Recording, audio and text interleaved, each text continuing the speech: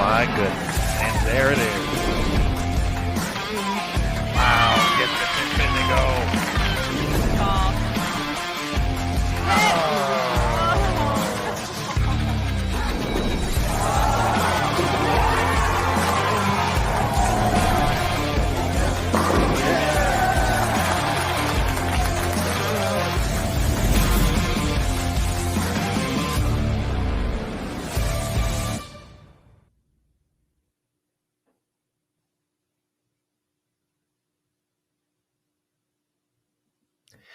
Good morning, everybody, and welcome back to Bowl TV for continued coverage of the 2021 PWBA Lincoln Open. We have 12 games already in the books. We are down to the top 32 competitors with the legendary Kelly Kulick at the top of the leaderboard. She put on a phenomenal performance yesterday. But following her in the standings, we're at Sun Valley Lanes in Lincoln, Nebraska. Lincoln, Nebraska, home of the University of Nebraska. The next three spots in the standings, all former Cornhuskers: Jasmine Mason, Liz Culkin, Julia Bond. 11 total Huskers in the top 32. A third of the field has connections to the University of Nebraska. Absolutely nuts. Crazy stuff going on in Lincoln. We love it, though. That's what it's all about here. And we're getting ready for round three. Practice is just getting ready to wrap up. We're back on this 46-foot condition. They saw it for a couple of rounds yesterday. It took about a 202 average, so the scoring pace slowed down a little bit in the second block yesterday. But we saw a few players just go absolutely crazy in that second block as well. So we'll see if a few players can pull away from the field. But the big number we're going to be looking at for these next 6 games is the top 12. So these 6 games will determine who's advancing. Qualifying round 4 coming up at 3:30 p.m. Eastern today. 6 more games, 24-game total pinfall totals will bring us the top 4 for the stepladder finals. So that's kind of what we're looking at today. That's the number crunching we're going to be doing. We're going to see who's trending up, who's trending down with some of the Bowl TV crew in just a moment. But with that, let's welcome in the guys, welcome in the team who will be bringing you the action throughout the course of the day leading up to the stepladder finals. Let's kick things off first with Jason Thomas live from Sun Valley Lanes. JT. Good morning, sir. How are you? I'm doing well. How are you? I'm doing fantastic. Fantastic. A lot of striking going on in practice. That's what we like to hear. Ready for a big day on the lanes. Also joining us from Sun Valley Lanes, Inside Bowling's Mike Flanagan. Michael, hello. Good morning. Going to have faster pace here today. No longer 5 on a pair, 3 on a pair. So it's going to go quick. It went quick last week. But the lightning round will be coming up a little bit later today, as we called it, when it just goes down to 2 on a pair for when we get down to the round of 12. A couple of quick ones before we head out to the lanes. Currently, right now, 12th position, Dasha Kovalova, plus 170. And there are all the way down to 27th position within 100 pins, which is kind of the number we like to come up with. 100 pins, you can still get inside the top 12, all the way down to 27th position. Sandra Luthold, she's 89 pins back, and a bunch of ladies between 27 and 13. So there should be a lot of jockeying for position here this morning. Excellent. All right, folks, we're going to head to the lanes. I can hear Tennille making her final announcements as we get underway. So we'll take a look at 17 through 20. We do have 4 channels available, so we're going to be watching this one to kick things off, but we have the ability to switch back and forth, just like that. Boom. We'll do that here, but you can watch your favorite athletes. We do have 4 channels. PWBA 1 is lanes 13 through 16. PWBA 2 is what we're watching right now, 17 through 20. PWBA 3, 21 through 24, and then PWBA 4, 25 through 28. With that, we're going to go full screen, but myself, JT, and Mike will be here throughout the course of the block, folks. So let's start digging into this. Round of 3, 6 games to determine the top 12.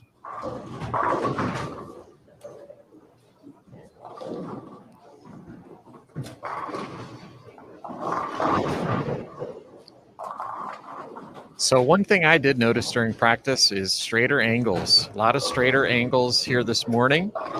And it looks like the players had a little bit of room to miss. So I feel like we really should see some high scores this morning.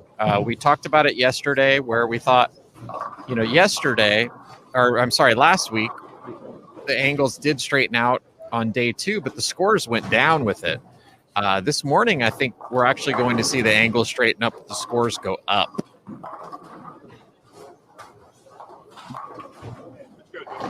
Scoring pace definitely slowed down a little bit last night. You know, when we talked about numbers and the excitement, we thought it was going to jump a little bit. The number actually ended up staying exactly the same for the cut. It started at plus 35 after 6. It was still plus 35 after 12. Jen Higgins getting that final spot in an absolutely ridiculous final game. It was crazy how close it was for so many players. Missy Parkin 1 pin back. Amanda Vermilia 2 pins back, and our defending champion, Jordan Richard, 3 pins back. All, count, 1 miss spare. It was just crazy how close it was coming down the stretch. But Jen Higgins rolling 234 that final game to earn that final spot. She's going to have her work cut out, as Mike said. We go down to 27th spot within 100. So Jen, the biggest leap to have to make today, 135 with 6 to go to make the top 12. She told me she's going to have to average 240 today to have a chance at the top 12. I talked to her a little bit here this morning. So that's kind of her thoughts. The thing I want to focus on here, guys, numbers wise, I did a bunch of chicken scratch this morning analyzing the data. The first squad, you would think would have been higher scoring, right? Because they established a number at 35, and then it stayed even last night. So you would think last night was lower scoring, which that data would tell you so. But at the top of the leaderboard, nobody bowled 1,400 for 12 games in the morning squad yesterday, and leading the squad was Liz Culkin at 1,386. Liz Johnson was at 1,384, and then just behind was Julia Bond at 1,370. Well, last night we had 2 ladies playing, and one was predicted ahead of time, and it wasn't but she was Scarborough, and that was Kelly Kulick, who went 200 night bowling games at 201, 222, 246, 265, 236, 246. One of 3 players to bowl all 200 games last night, but that wasn't enough to lead the evening.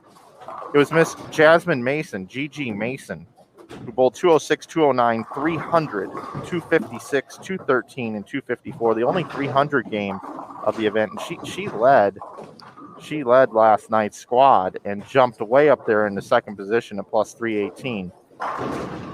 Other notables last night, Stephanie Johnson bowled 12:33 in the morning. And I actually asked her how she was doing.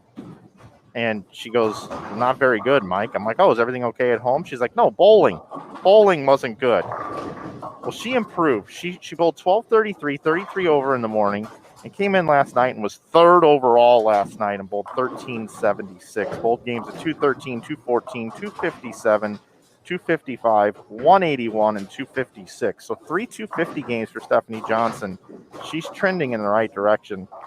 4th on the squad last night was Shannon Plahowski, improving on 88 over from the morning. She went 157 over last night. She was the 4th highest on the squad. Diana Z, who bowled well in the morning, 65 over, went 155 over for 5th on the squad last night. And also notable here, 6th on the squad, Maria Jose Rodriguez, who we didn't talk about a lot. She went 44 over in the morning, 135 over last night, and is now inside the top 12.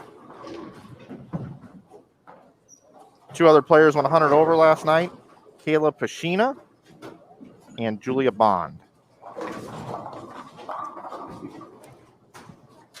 I believe Kayla, the only player outside the top 12 who had a plus 100 block.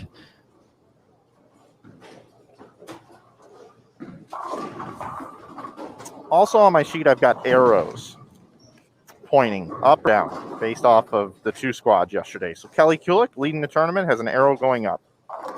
She went from 1348 to 1416. GG Mason, big arrow pointing up. She went from 1280 to 1438. Liz Culkin bowled 100 pins worse last night than she did in the morning. Still bowled well, 88 over, but she went 188 over on the morning squad. Julia Bond also was 70 pins less last night. And Liz Johnson told us before she bowled last night, I don't bowl good on Friday nights. I don't know if it's in her head or what, but she was 100 pins worse last night than she was in the morning. Also, Clara Guerrero, 70 pins worse. Shannon Polhowski, 70 pins better. Diana, as we mentioned, 90 pins better. Stephanie Johnson, 140 pins better last night. Shannon O'Keefe, 70 pins worse last night. Maria Jose Rodriguez, about 100 pins better last night. And Dasha Kovalova going in the wrong direction, 60 pins less last night, and now finds herself in 12th position. So that's just kind of the trends going into today, guys. Took some time to go over this and look at these numbers. But overall, you know, we think lower scoring last night, but not at the top of the leaderboard. We had higher scores from the leaders.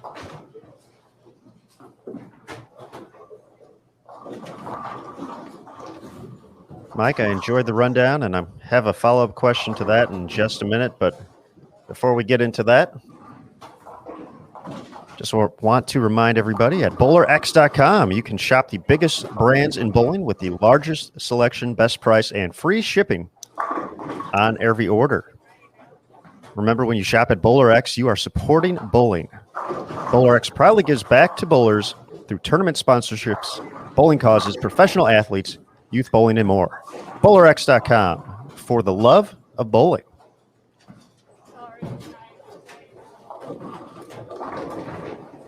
Yeah, Krista and Lee are great individuals, and you're right. You see them everywhere. They do give back to bowling and sponsor a lot of ladies out here on the PWBA Tour. You see BowlerX on a lot of jerseys. So thank you to Lee and Krista from BowlerX.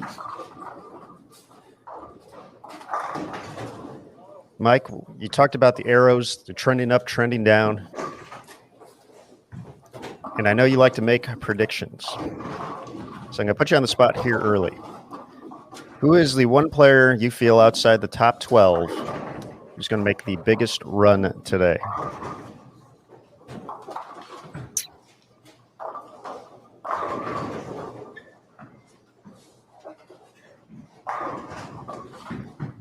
This is for the folks at home in the chat as well. Bowl TV chat.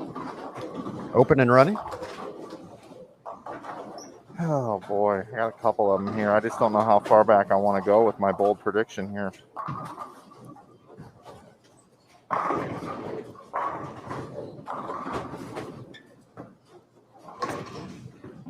All signs point to Kayla Pashina based off of my data. But you know, I'm a gut guy. I like to go from the gut. And I'm not watching ball reaction right now. Oh boy.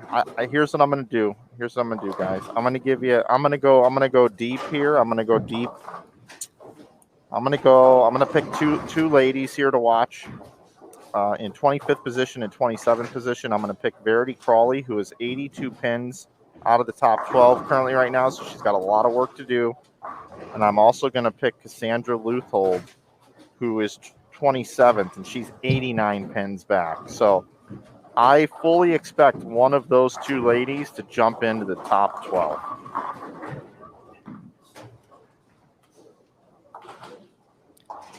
We do have Cassandra. She's up on the far left of your screen right now. Can I go? Of course. Okay. Thank you. I'm gonna second Verity. I think she had a look at a top 32 and a top 12 last week, and I think she's going to have a much better strategy here today. And I like her. Plus, she's got spare four-bagger to start, so that never hurts. And I'm, of course, going to pick who? Who am I going to pick? You're the president of the fan club. Yes, exactly. I'm going to pick Brianna Clemmer. And I'm going to throw one more in for good measure. I'm going to pick Taylor Bailey because I really like her energy this morning. She came in with Shannon O'Keefe, who is the benchmark for preparation out here on tour. She's the first one in the building. So Taylor walked in with her, looked fantastic. She didn't seem anxious as we saw last night in her interview, which I thought was really cool. and she's out of the gate really fast with double spare 3-bagger. So those are my 3 to watch. And we totally snubbed someone who's 75% this year to make the show, sitting in 17th position, Aaron McCarthy. Well, you guys did, yes, but the chat, we had some love in the chat for Aaron McCarthy, so It's probably a good one too. But there one thing we didn't talk about today is there is quite a bit of separation compared to last week. Kelly's quite a bit out from the cut. She's basically locked in the top 12. There's no way she's going to fall out of the top 12 here this morning, and probably the top 5 are all pretty much locked into the top 12. So that's one thing to look for, and the players that are behind the number, they're going to have, I think, a little bit more of a tall order to make up ground between themselves and 12th today. And because there are literally more pins separating those players, but also B, I think the scores are going to be higher across the board. So, but it also when the scores are a little higher, gives players that are lower down a chance to make that run.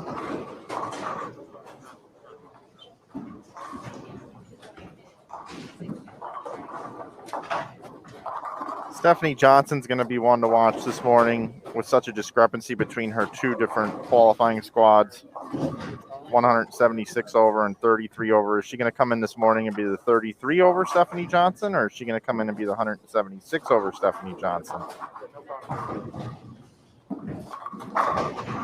She's in 9th currently at plus 209.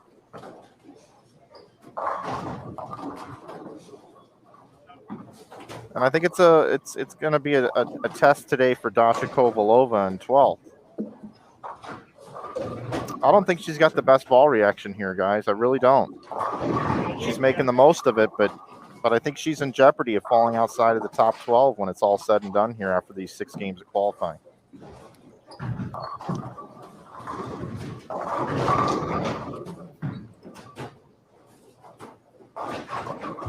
But you're right, JT. There is quite a bit of a difference here. I look at a player like Clara Guerrero,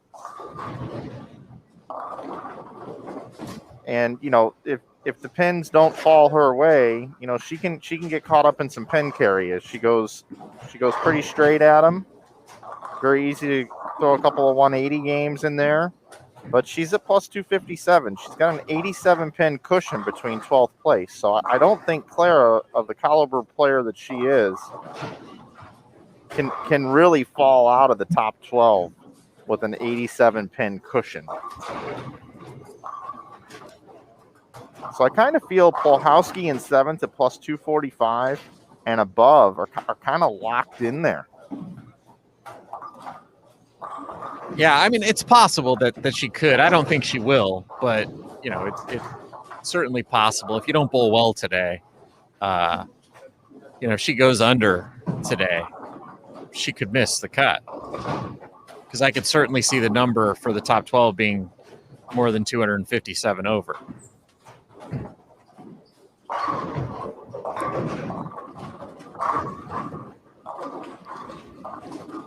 I like what you said yesterday, JT, about the when Aaron posed the question to you about what's the number going to be, and you said don't worry about the number. You got to be already thinking about tomorrow morning in the top 12 and having enough pins to get there.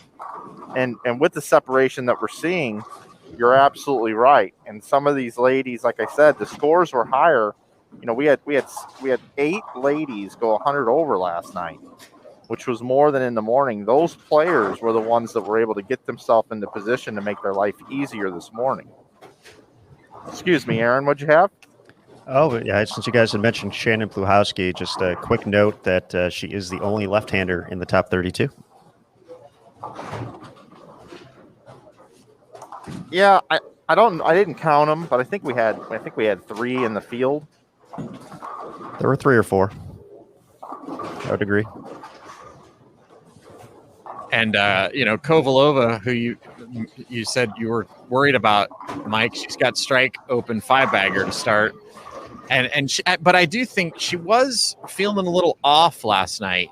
She did get a little pep talk from Kelly Kulick. I think I mentioned that on You did on the show, Mm-hmm. and I'm not sure what that was about.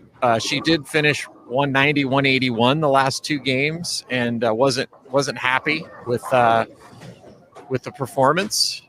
But she's gotten to that point where I've learned a lot about her in the last week. She surprised me with her answers after she won the title last week, with how obsessed she is with being the best and how much preparation she puts in. Because she comes across as being someone that marches to the beat of her own drum, and maybe you think, well, she's not as committed as some of these other players. But I'll tell you, after talking to her last week, she's every bit as committed, and you can tell when she doesn't have a great performance, she takes it very, very hard, and she likes to spend some time reflecting on it and thinking about it, and making notes as to how she can improve for the future. So it was interesting that right after the round last night, she was asking Kelly Kulick questions about how she can do a better job of finishing out blocks, and Kelly was giving her some really great advice, which is a testament to Kelly as well, for being the elder statesperson and the mentor to some of these younger players. Absolutely. Dasha leading the points right now through 4 events, 35,625 points. Shannon O'Keefe is in second at 31,850 points, followed by Aaron McCarthy. Missy Parkin, who is notable here, she was the first person outside of the cut line. She missed the cut by 1 pin last night. Missing by 2 was Amanda Vermelia. Missing by 3 was the defending champion Jordan Richard. I thought we were going to have a tie, gentlemen, last night, but we avoided the tie. But, boy, it was really close down to the wire for that top 32.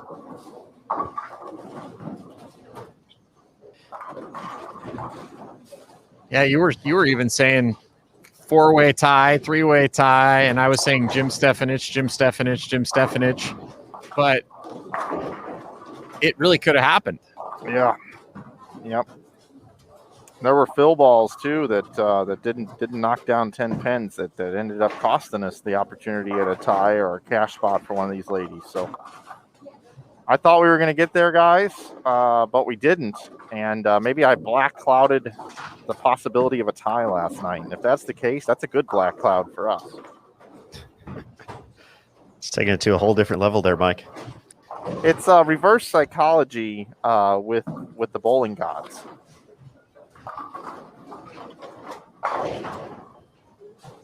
Dasha getting ready for her 9th frame. We talked about, the progression of this season and really the progression of her career. If you've kind of followed her run from her first season in 2016 to her breakout year in 2019, we saw the improvements each and every season. And even this year, just looking at the trend of finishes for Dasha in the season opening event, 17th place at the Bowlers Journal Classic. And then she's made the last 3 shows, 3rd place at the ITRC Classic, 5th place at the Hall of Fame Classic, and winning the Twin Cities Open.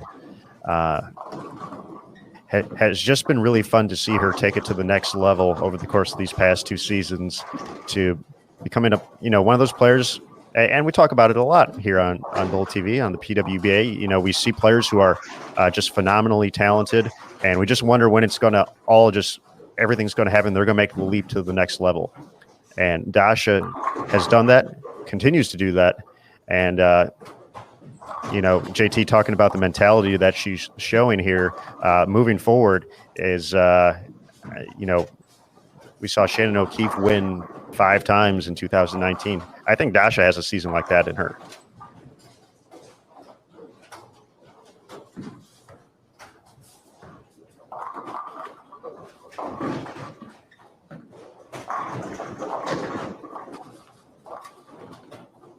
I'm going to switch pairs for a minute. I'm going to bring you over here. 21 through 24 here. EM, Aaron McCarthy over there, Muffin. She Like I said, she's made 3 championship round appearances already this year out of 4 events. She's in 17th place, and you see a 5-bagger up there.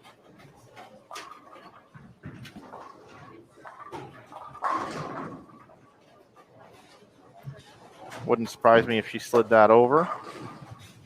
Take a look at Verity Crawley here. Still bowl 256.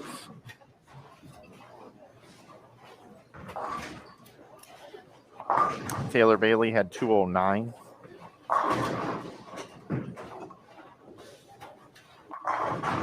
Elise Bolton with 207.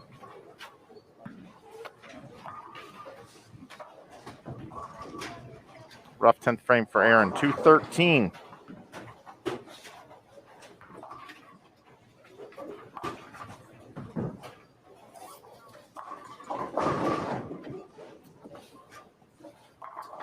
Verity wraps the 10s. She's going to be in the 240s. Go back over here. 17 through 20.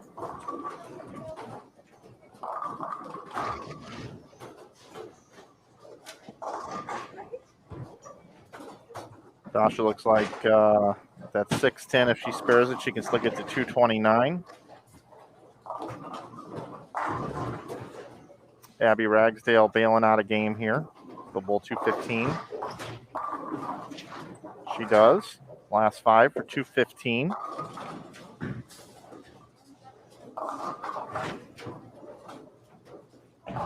Cassie can bowl 203 here.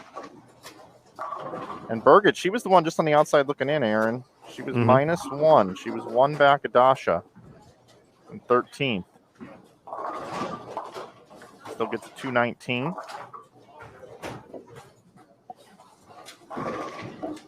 And for folks potentially, noticing the name change, Birgit did get married over the course from the 2019 season to the 2021 season. So congratulations to Birgit. And I'm still struggling on the last name pronunciation there. I haven't attempted it yet. So, the chat is always helpful in correcting us in case. But my initial attempt would be Norix. But that could be very incorrect. So, yeah, I struggle with a few names out here, Aaron.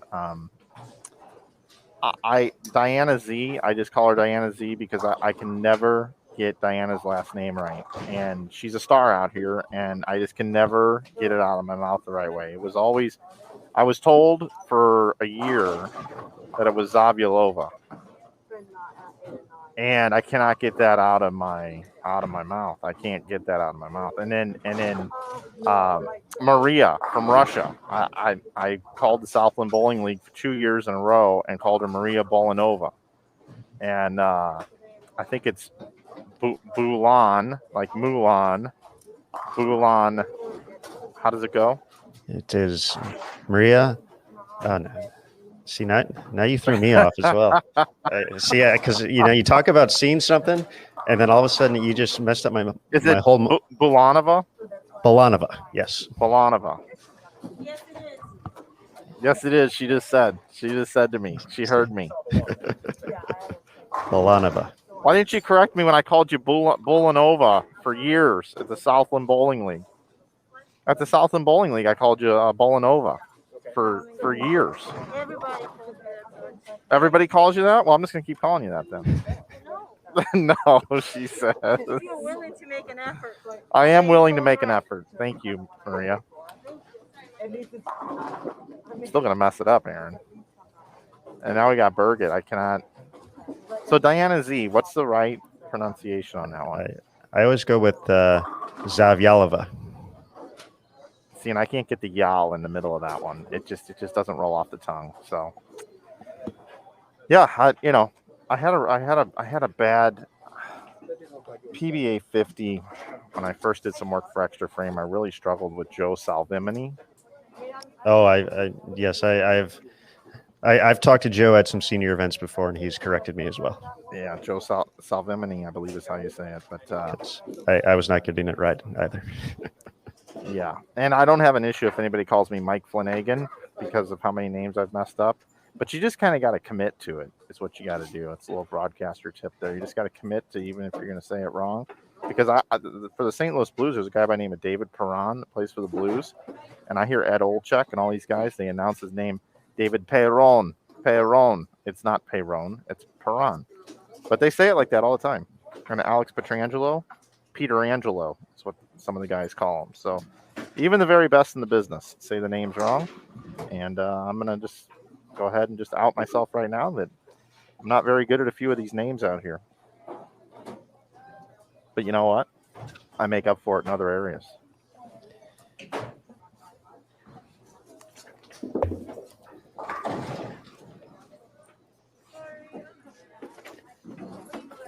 Looks like we had the Game 2 graphic bandit go around and update Game number 2 graphics already. Man, they are on it today.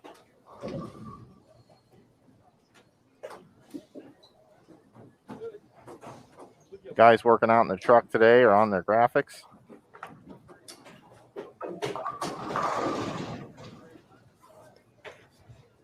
Speaking of graphics and the guys in the truck, we can't do this without all of our great industry partners, and High Five Gear, one of them as well. For High Five Gear, their apparel is an extension of you. Bold, creative, original, custom apparel for the individual, the team, and everyone in between. Big thanks to High Five Gear for their support on the PWBA Tour.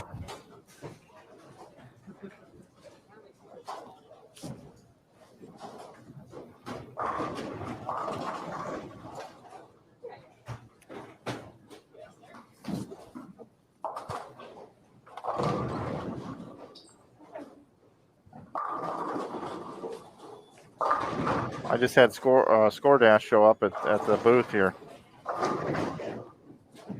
John was my driver. 5-star rating. Is that thing in Score Dash?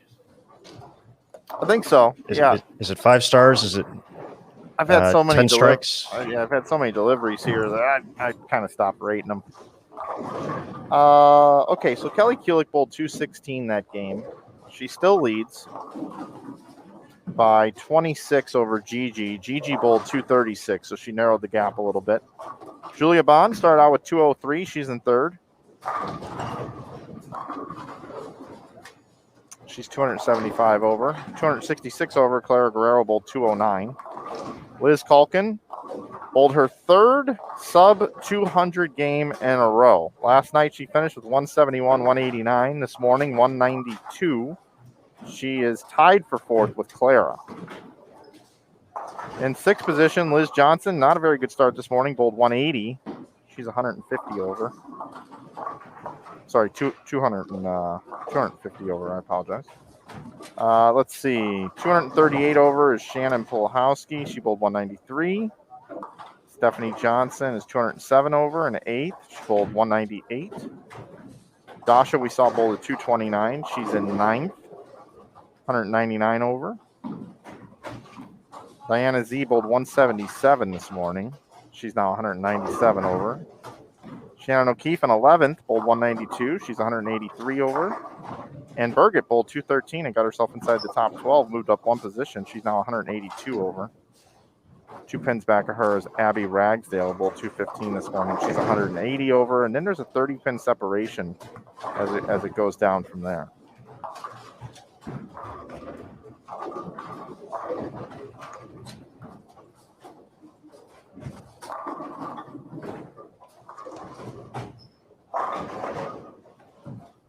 Looks like high game in the building was Verity Crawley with 245.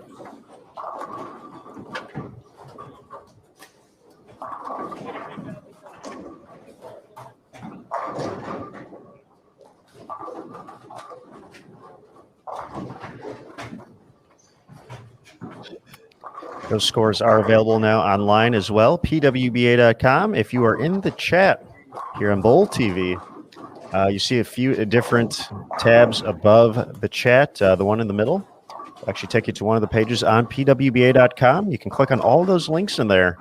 Essentially, that's outside of our Score Dash representative. Everything else we're working with is available right there. Live scoring, roster, pairings, oil pattern, and all the qualifying results, and even the schedule for today. So everything we're kind of using here is available at your fingertips here on bulltv.com and pwba.com. Guys, low scores the first game. That's what I have to report here. We had 3 games out of 32 bowlers, 230 or better, and it was Verity Crawley, Maria Belanova. Thank you, 241, and Gigi 236.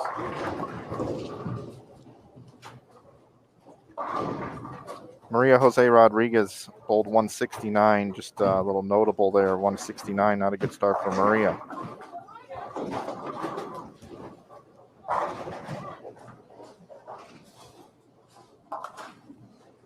Maria falls out of the top 12, goes from 11th to 15th.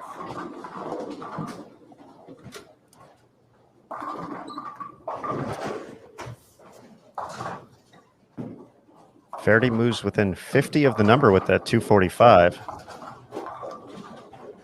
Down to 18th place within 50 with 5 to go. You bowl 240, you're going to make up 30 pens a game.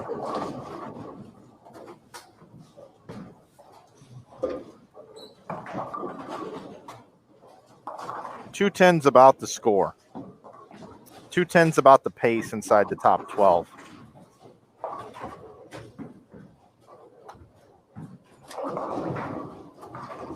So, if that's the case, and you add 60, put my money where my mouth is here. I mean, it's going to take 230 to make it into the top 12. 230 will be the number.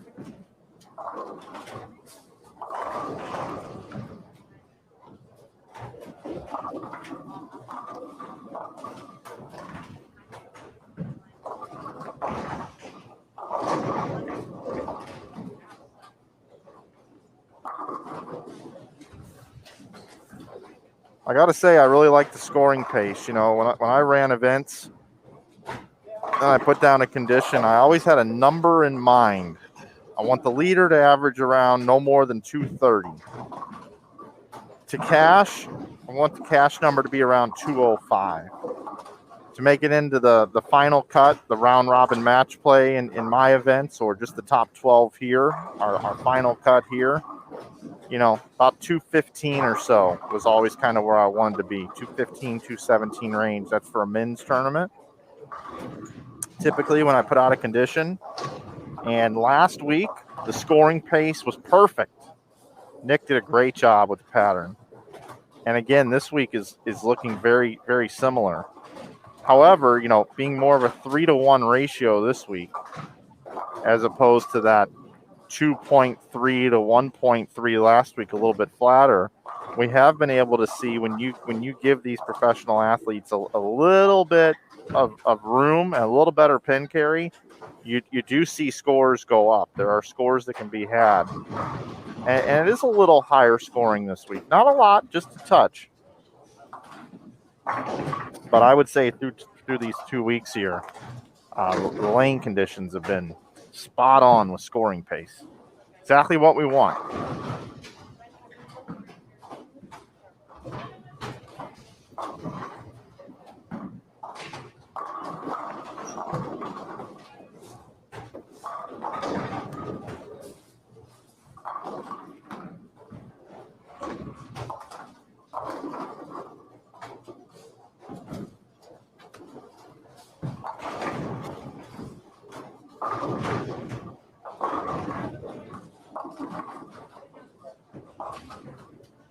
Yeah, we have some folks in the chat that are bringing up a story, and I was going to get to it whenever it was the right moment, and I guess we'll talk about it right now. So last night, after a long day of 12 games of qualifying, the trio bowling on Instagram, which is known as Verity Crawley, Daria Payok, and Diana Z, they got back to their hotel room last night after a little dinner, and when they got there, their room key wouldn't work.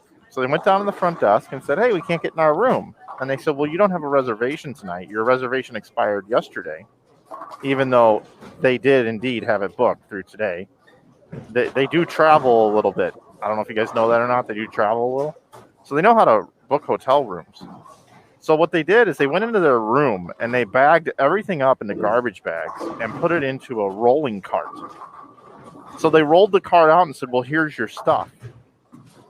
So after an exchange back and forth a few times, they were able to find them a room in the same hotel. I think I would have probably left at that point, but I understand why they would have stayed. And then they had to make sure all their belongings were there. And then they finally were able to get themselves somewhat situated to then be able to prepare themselves to be able to get some rest for another 12 games of bowling today and potentially more games if they could get inside the top 4 for the stepladder tonight, meaning Verity and Diana Z, as Daria did not make the cut. But what just a crazy turn of events here last night for those 3 ladies. And they documented most of it on their Instagram. So if you want to go check out their Instagram stories, you can kind of follow along their journey last night. But not very good luck for those ladies last night at all, and I feel for them.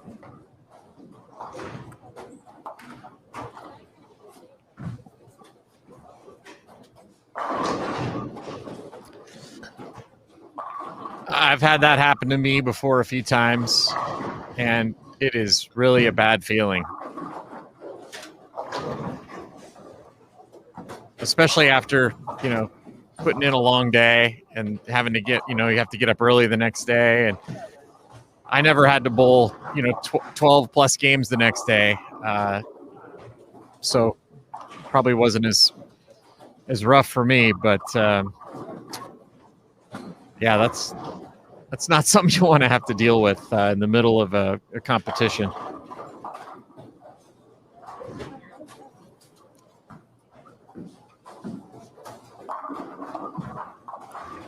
I would think the hotel shouldn't they try to call you first before they do that?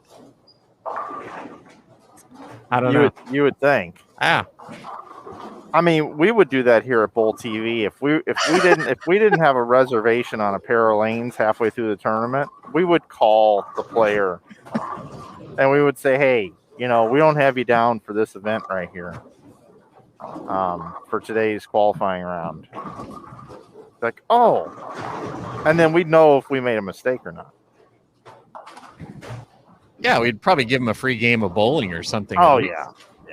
Well, we'd give them a program book for sure, autographed by the squad leader, and a Roger Nordic autograph. Signed business card. Yeah, I was actually looking on eBay last night. I really wanted to get this Roger Nordic autograph today, but they're just going for way too much money, guys. Maybe at the end of the season or something, I will. I took Lucido last night for about $3,600. I told you guys I was going to turn on a pair of lanes and bowl. I bowled 7 games and bowled 300 every game. Got 2,100 from them. Took a little snack break. Came back and ended up bowling 12 consecutive 300 games. Took them for 3,600, and then I was just too tired. I wanted to make sure I could ring the bell this morning with you guys. And I mentioned that because if a young lady like Gigi Mason yesterday bowls a 300 game, Lucido gives you $300 in a check. Well, for no particular reason, I elected to change over to 23 and 24 for a quick second as one of the players you predicted to make a big run today, Cassandra Luthold. It's going to be up far right of your screen.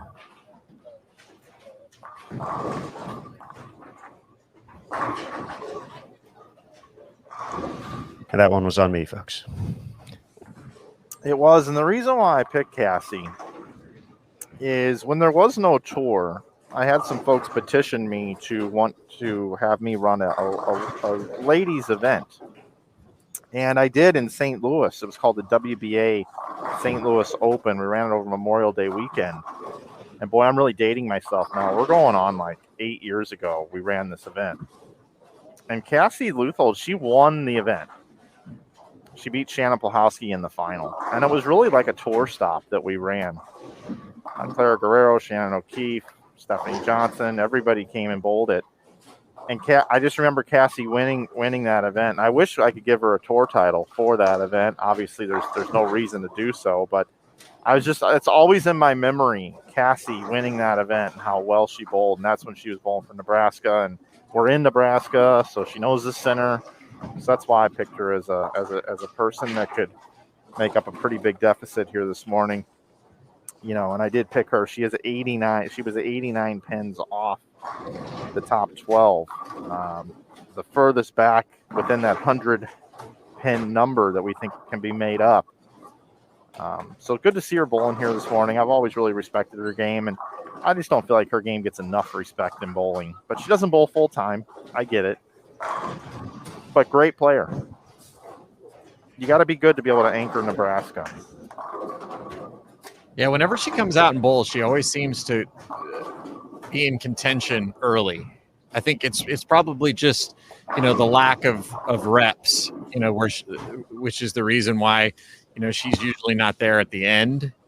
But if she were to come out and bowl full time, she would certainly be one of the top players out here. Yeah, and I think it's safe to say that she's a little different. She doesn't quite fit the stereotypical mold of a professional women bowler. She's just a little different. I think that's a lot of the reason why she falls under the radar a little bit.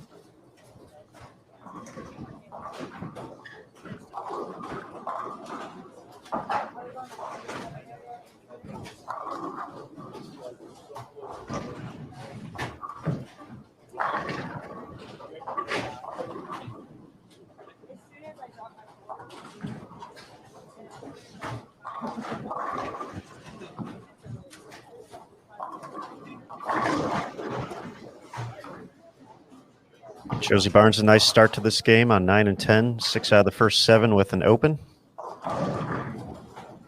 Brianna Clemmer shoot 269 this game, heading into the 10th frame. Yay, go Brianna.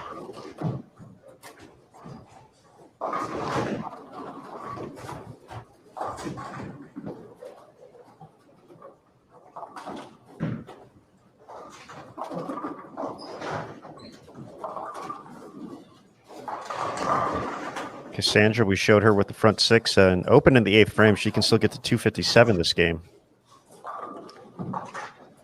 Some of the bigger numbers across the board here in the early going.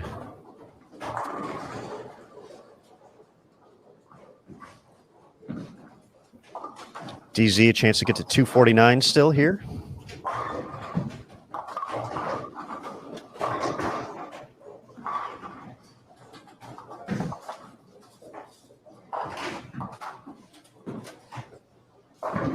I'm going to have to go ahead and say it, guys, but Liz Johnson is in danger of falling outside of the top 12. She bowled 180 the first game. She's got 1 strike through 6 frames here. Some folks in the chat were talking about how she doesn't look comfortable, and you're absolutely right. Player to watch here, not going in the right direction, Liz Johnson.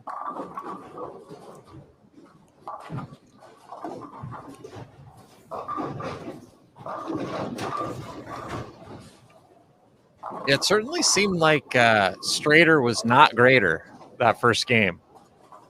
And it felt like the players tried to play it out a little further to the right and play a little straighter. And it looks like the only players that actually hit him were the ones that played further left and hooked it a little bit. Maria Bolanova, she hit him pretty good the first game. Verity hit him pretty good the first game. Dasha shot a nice game from in a little deeper.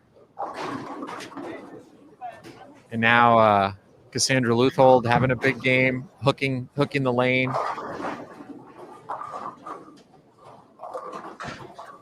I'm really happy for Clara Guerrero here because she is a player that throws them quite a bit straighter up the lane. The way she goes about it, she's got a 4-bagger now. Player I was a little concerned about coming into today.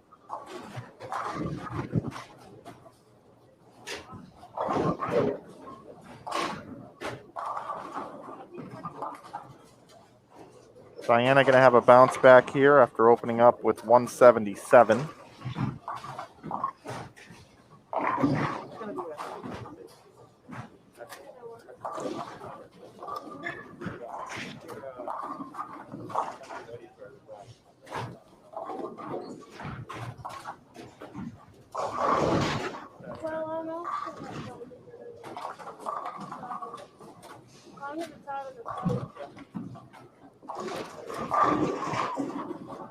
As we wrap up game number 2 here.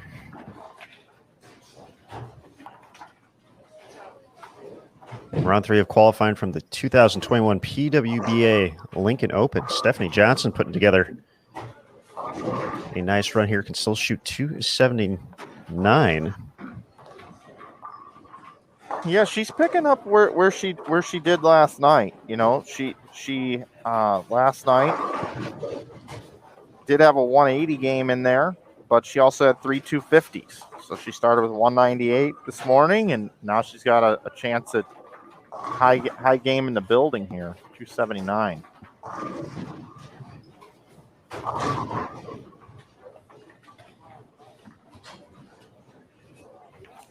You know, Stefani getting the bowl together. I'm sure they're loving that this morning.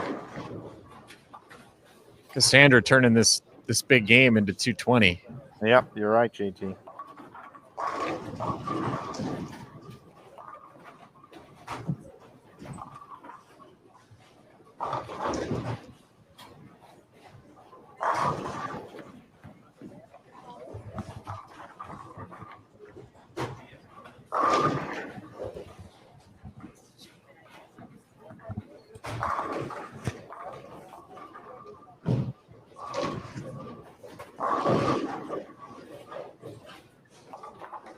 .225. Verity, chance for 230 with a couple of strikes here.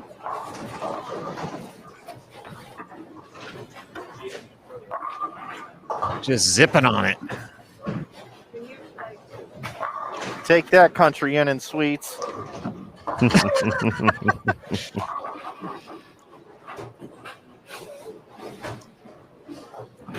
I believe that was the hotel. I hope I got it right. The combined power of the double prediction. Mike Flanagan and I both picking Verity, propelling her here in the opening 2 games.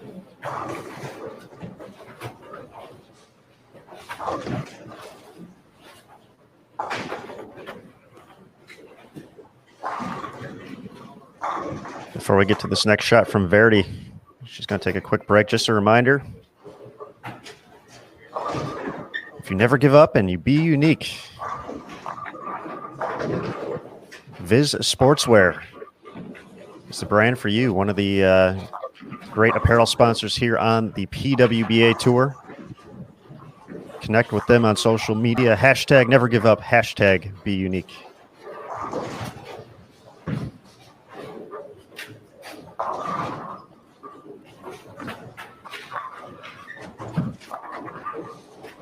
Oh, scout it out.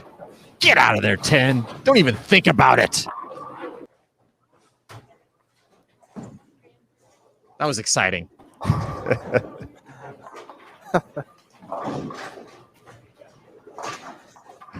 JT, I'll go ahead and cut the show tonight. We're going to put you on the lead play-by-play with calls like that. I was hoping for lead camera operator.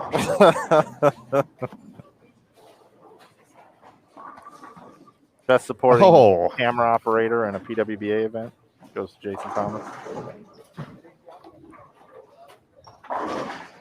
Most dramatic 9-pin fall goes to Stephanie Johnson to kick off our, I guess, second shot of the 10th. No, that is first shot of the 10th. Verity blower 710 on her fill for 230. So nice spot for that. So she's 240, 230 out of the gates. Nice little plus 75 or so.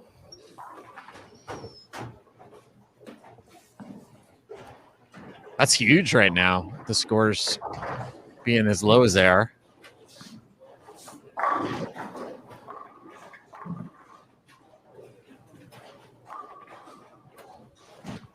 This 270 for Stephanie is a gigantic game.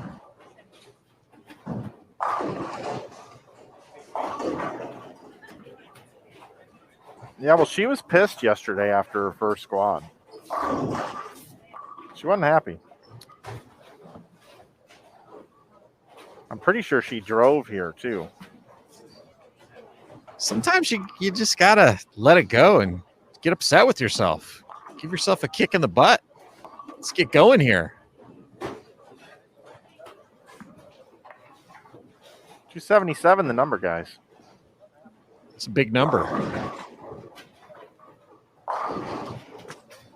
That could very easily vault her into the top 4.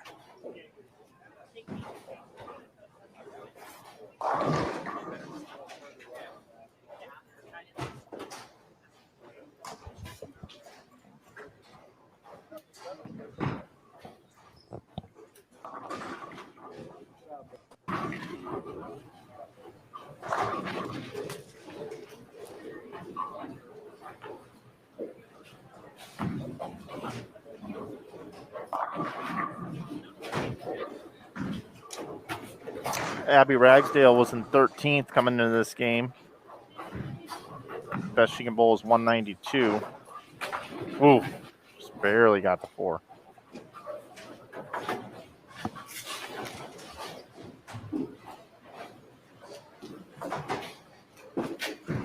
Burgett not having a good game here. Best she can bowl is 179.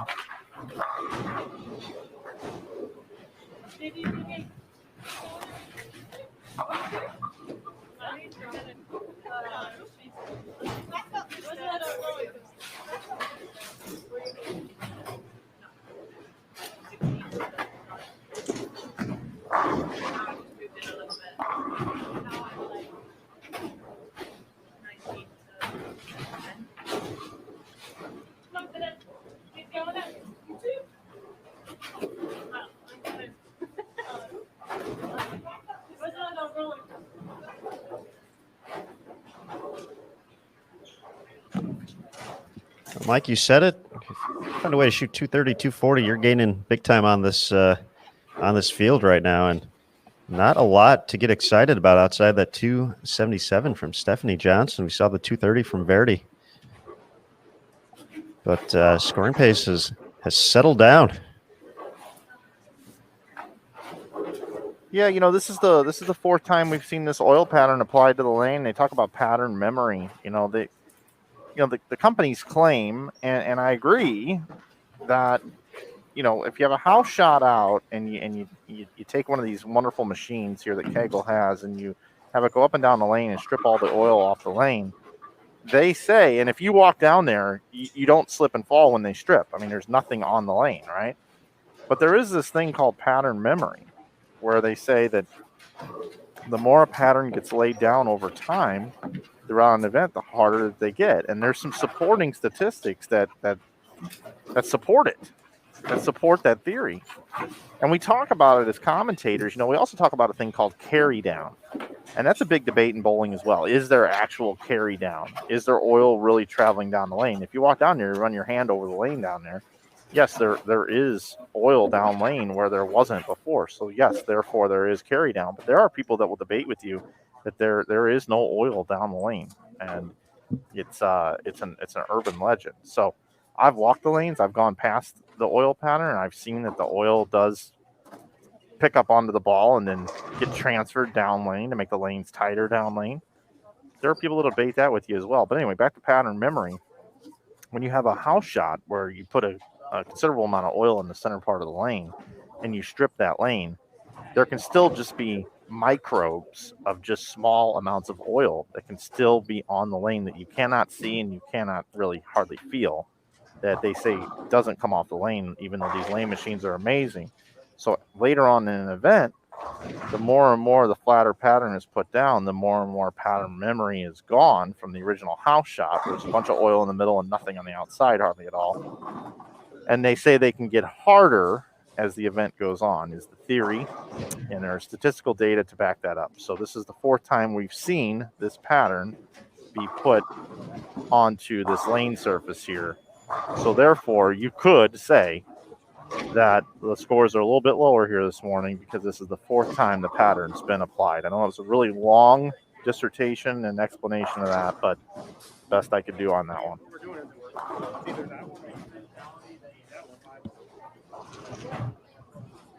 Mike, we appreciate it. That was good stuff. And I see you got your score dash. Before we get to that, though, just want to say, NDO Bowling, their events give everyday amateur bowlers the opportunity to compete in a professional environment, measure their skills against some of the best bowlers in the world, and learn what it takes to compete at the highest level. If you think you have what it takes to compete with the best bowlers in the world, or you simply want to hone your skills in a competitive environment, find an NDO Bowling event near you. Mike, score dash. Let's go. Okay.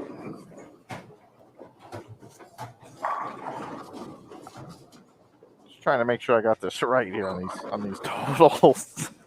I'm looking at a different sheet here. Okay. All right. Kelly Kulik is your leader. She bowled 225 the last game. She's plus 405 now. At plus 364 is Jasmine Mason. She just followed up her first game at 236 with a 210. She's in second. Now in third, bowling 230 the last game at plus 296 is Clara Guerrero. Jumping up into fourth with that big 277 game, now 284 over is Stephanie Johnson.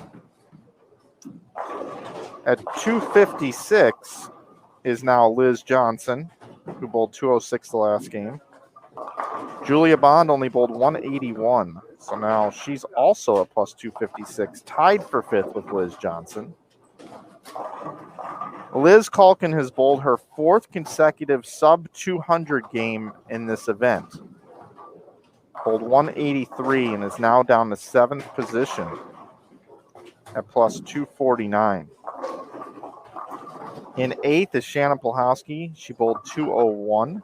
She's a plus 239. Diana Z bounced back with 218. We saw it here. She is now at plus 215 in ninth. In 10th now at plus 194 is Dasha Kovalova. In 11th is Shannon O'Keefe at plus 188. And in 12th is Brianna Klimmer with that 264 game she bowled. She's now got herself inside the top 12, JT, at plus 183. Go, Brianna, go! In 13th now, looking to make another top 12. Steady Eddie here, Erin McCarthy, bowled 227. She is now at plus 177. She's in 13th position, 6 pins out of the top 12. Verity Crawley now up to 15th at plus 163. Is now 20 pins outside of the top 12. She is our biggest mover thus far this morning, bowling games at 245 and 230.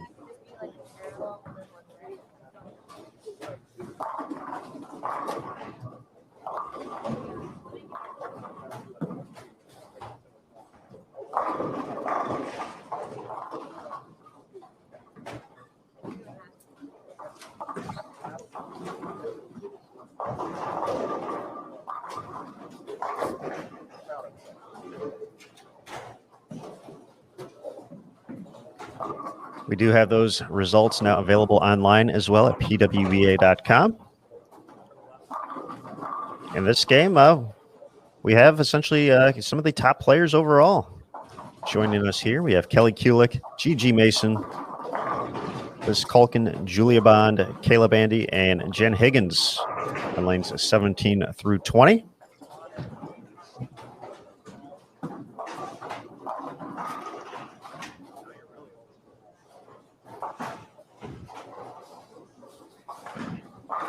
Julia with the early three-bagger.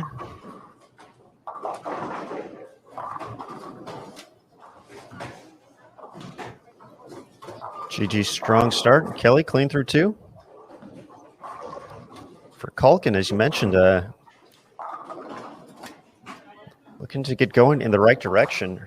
Double, but follows with a 410. Third. Yeah, we need to start today too. We were talking yesterday about being here in Lincoln, the Nebraska alum, a potential for all Nebraska alum final, I should say. And coming into today, we had 3 of the 4 with Gigi Mason in second, Liz Culkin in third, and Julia Bond in fourth. But my, how things have changed. Gigi, the only Nebraska alum inside the top 4 currently.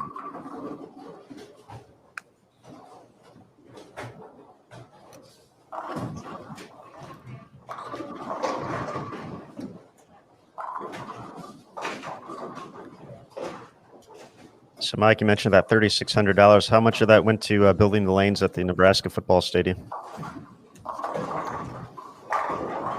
We got to get ahead of these projects. I made a phone call.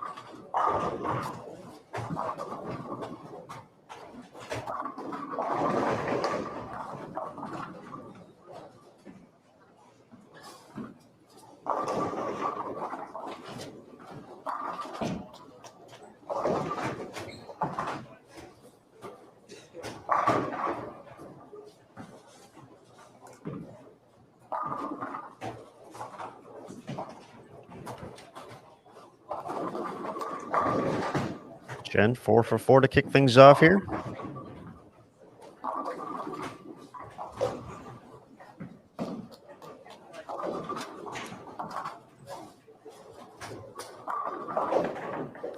For Kayla. Kayla's gotten off to a nice start today. 214, 222.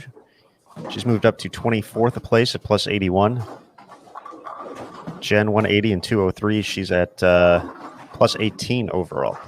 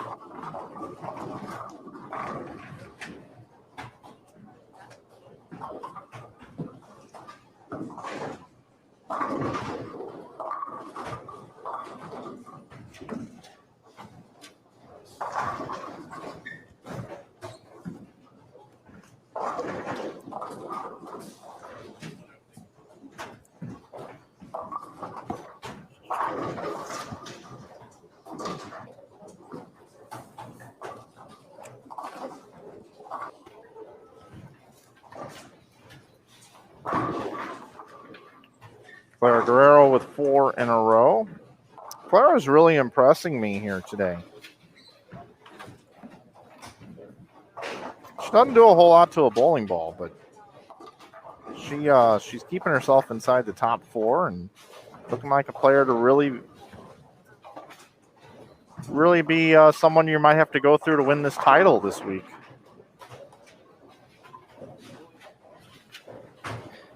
Clara really had a great 2019 season. She didn't end up collecting a victory, but had committed to getting away from the wrist brace, essentially saying she felt that, she was trying to do a little bit too much with that, even though, the rev rate decreased a little bit by taking it off. She felt confident when she put the time in, to put in the effort to bring that into the season in 2019, and she ended up finishing 5th in points overall. Made a couple shows, including at the USBC Queens.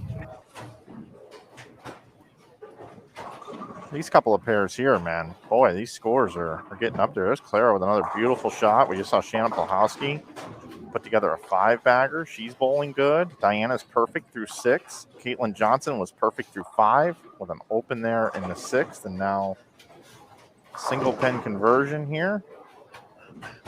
And Liz Johnson, max score of 280.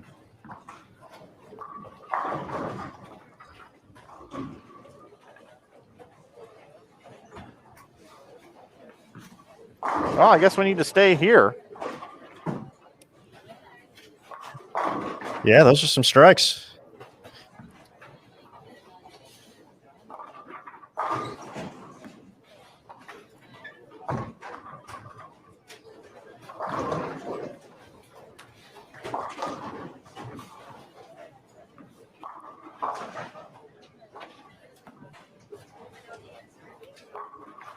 Caitlin Johnson today, 201 and 202. She shot 259 the last game to jump into the number. Yeah, she sure did last night. I think that was the high game. Currently at plus 62 overall.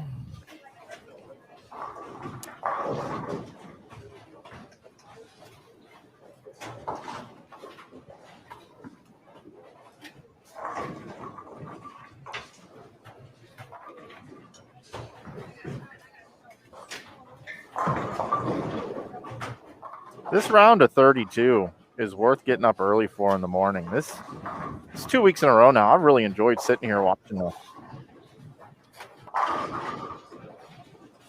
You know, we've talked a little bit about the separation of the standings and kind of all that, and some folks, you know, maybe begin to put themselves in pretty good position for the top 12. But for a lot of the players, you know, you're a 250 to 260 game away from feeling like, all right, I can make a run at this. And, you know, we talk a lot about the numbers of, you know, if you're X amount back, you know, potentially out of it, but everyone's still kind of hanging around. There's, you know, there's a few folks who are a little bit farther back who would need a lot of help, but there's a big contingent who's a 250, 260 game away from feeling the confidence moving forward, seeing if they can make a run at this. Shannon Plahowski's 45 pins outside of the top 4, and she's throwing urethane now. Ooh. And her last shot she didn't like and still struck. That's a good sign usually. But you guys were talking about, you know, the ability to make the cut if you're 32nd, you know, to move from 32nd to 12th, and we actually did some analysis at the staff level on the ability of players to move in and out of cuts because we did adjust the number of games based on some feedback from the players, which was supposed to start with the 2020 season. So a lot of people don't remember that because we didn't have a season last year due to COVID. But the analysis that we did showed that it is possible to move, you know, from 32nd to 12th in the 6 games that the players have, you know, in most events. And then the other thing that we analyzed was, you know, how often do players that are in the top 4 move in and out of that number with a 16-game format on the last day versus a 12-game format on the last day. And we found that the number was basically about the same because, you know, obviously the assumption is that, you know, the more games that you have, the more players, the more the top players have a chance to move up as the day goes on. And what we found is that 12 is basically enough games to allow that to happen.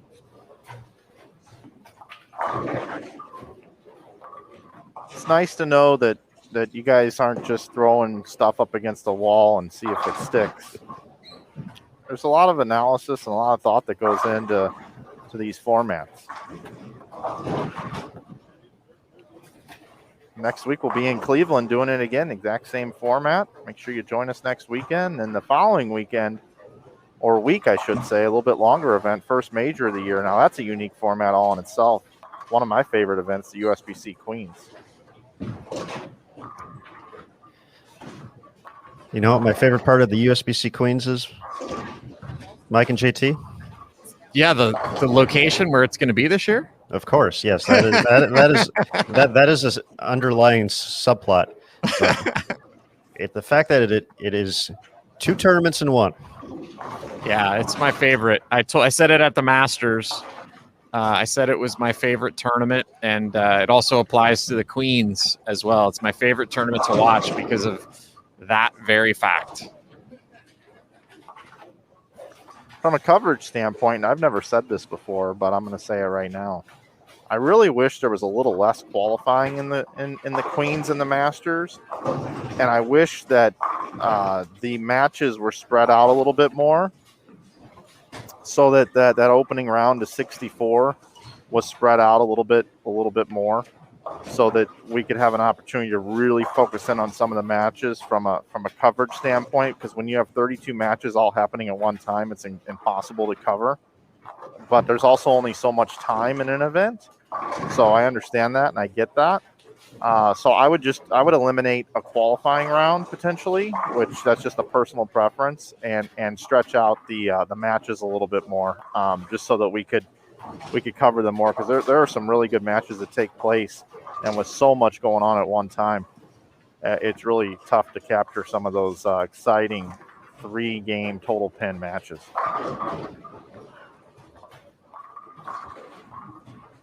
Taking a quick look around live scoring, Birgit, still a chance to get into the 250s this game.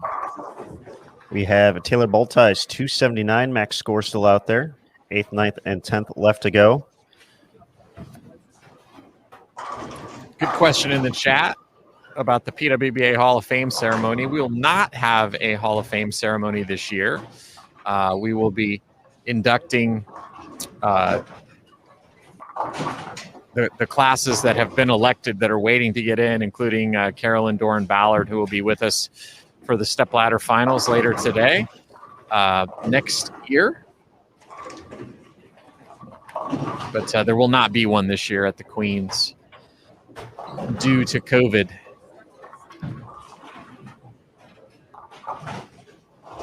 Fun fact to follow up on that, JT. I was out at the Women's Championships in Reno, Nevada for the opening just last week, and one of the players joining CDB in that 2020 class for the PWBA Hall of Fame, Pam Buckner, bowled in her 49th Women's Championships. So I chatted with her for a little bit when I was out there to get prepared for her 50th celebration in 2022. And she said she was excited to head back to Stardust Bowl in Addison because that was a place they had bowled at on tour back in the 70s, which is pretty crazy to kind of bring it around full circle. So, she's excited. She, talked about some of the characteristics of Stardust Bowl and, obviously some updates since then. It's been a host of the U.S. Women's Open and plenty of other events over the course of the years. But, talk about being tucked away in the suburbs of the Chicagoland area, and all that was pretty awesome. So Pam Buckner, along with Carol Giannotti as well, that 2020 class. Pam Buckner still strikes a lot, by the way, too, just so you know. Yeah, and it'll give me a chance to make that trip to Australia to interview Carol Giannotti.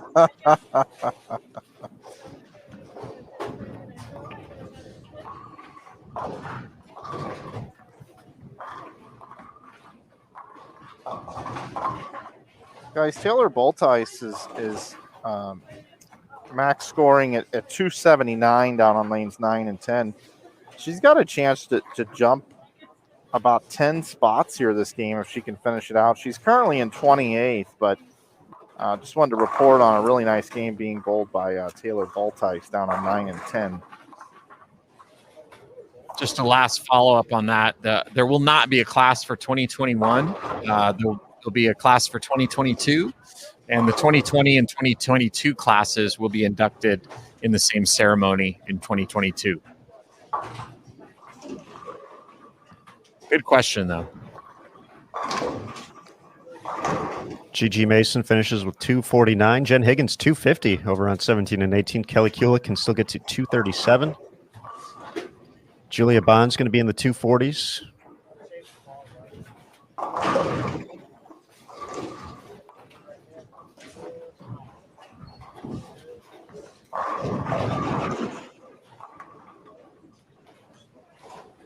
Repping up some really nice performances here on 21 through 24. Caitlin Johnson, 231. She's at plus 93 now. Shannon Pluhowski in the 260s. Phil Ball coming. 266.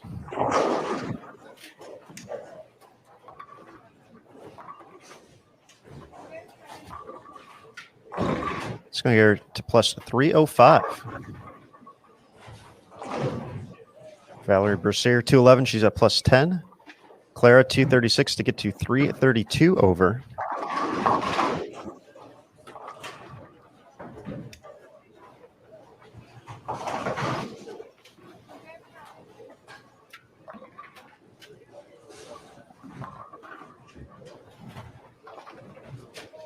I wonder if sometimes people listen to our broadcasts and they think that they came to like a CB radio with all the overs.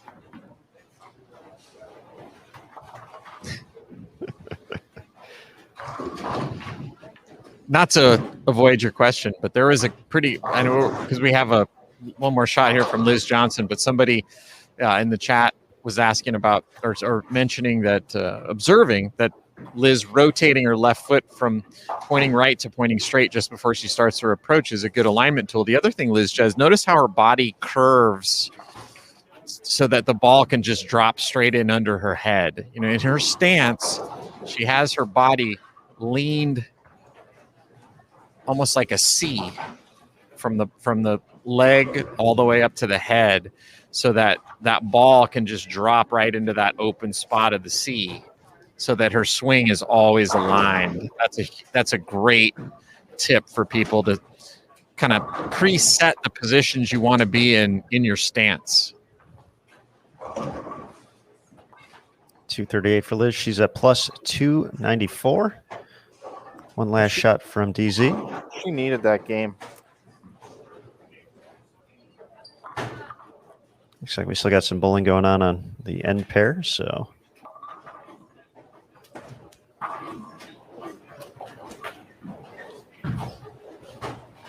Shannon O'Keefe putting together some strikes here. 258 as she kicks off her 10th frame, far left of your screen. Ah, bad break. See, that's the thing about the transition here. If you've got to stay ahead of it, and we always say that, but it's I think very much more sensitive this week because of the low volume and because of the fire oil and the high friction surface. You really almost have to cheat left quicker than you want to, just to stay ahead of that very thing that we saw Shannon. I mean, just a little bit high, leaves a 410, but that's a situation where, you know, she was on a 4-bagger, and after about 4 shots, you almost have to cheat. You know, Brian Voss used to do something on tour where he moved on every shot. He moved a half or a quarter of a board on every shot. So he never had to make jumps. He was always staying a little bit ahead of the transition. So I think that'd be a good tip for the players this week, because we're seeing a lot of big strings interrupted with big fours where players just miss moves because the transition is happening so quickly and so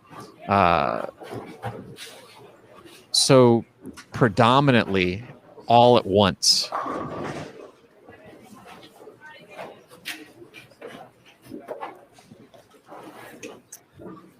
With that open, turns a chance of 250s into 222. She's at plus 210. Stephanie looks like she's moving into about 5th arrow now. Yeah, last one didn't quite get far enough. Right, or her first shot, I should say. Look at how she's able to carry from in there too. That's a good touch. Gonna get a nosebleed playing that deep. Unrelated to all this, I'm digging the energy of the gold that she's wearing today. I like that. I think we don't see that enough out there. I think that's a good look out there. I like that. It's aggressive. It stands out. Like Lady Gaga. A really good game there, Steph.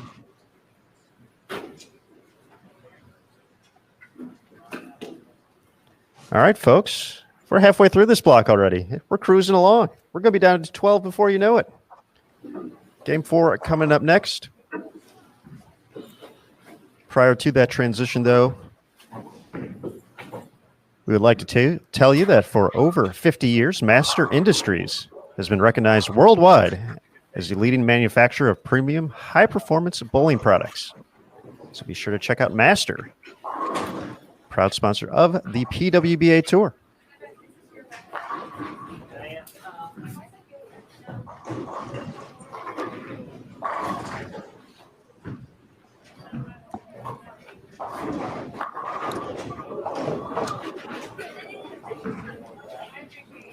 Just had my score dash delivery.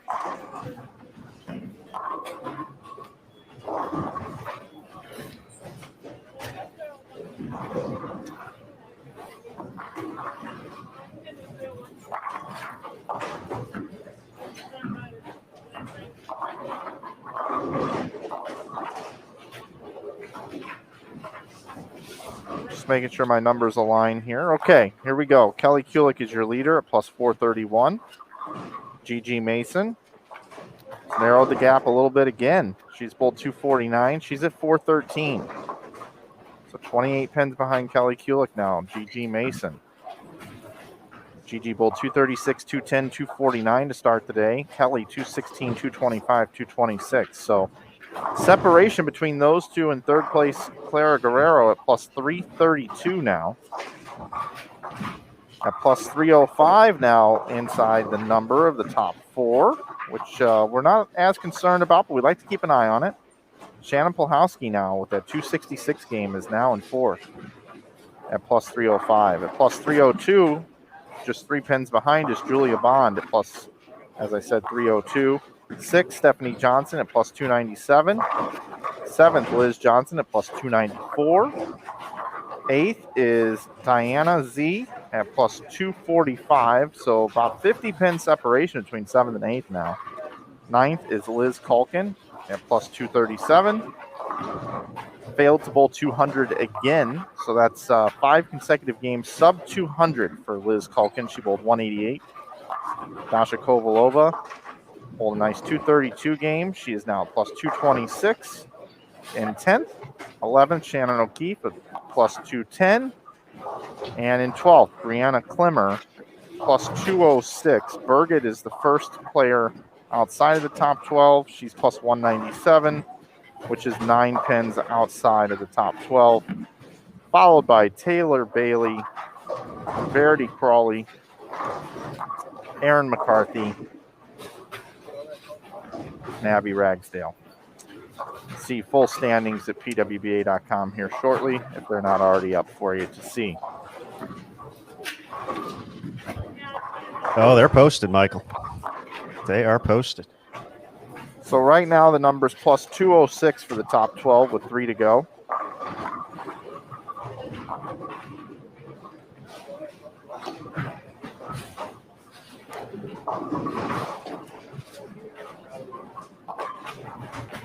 So we're right on pace in that 230, 240 window to make the top 12. If that's what we're pacing at right now.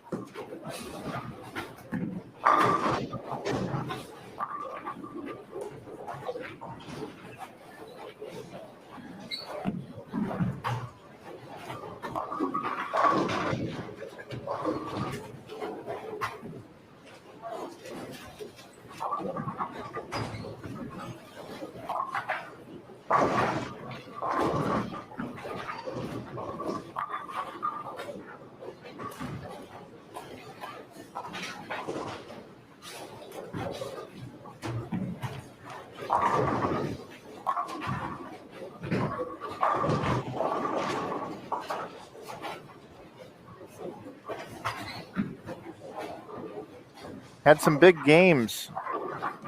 That game number 3 here this morning. Gigi bowled 249, Shannon Polhowski 266, Julia Bond 246, Birgit bowled 247, Taylor Boltice bowled 268, and Jen Higgins bowled 250.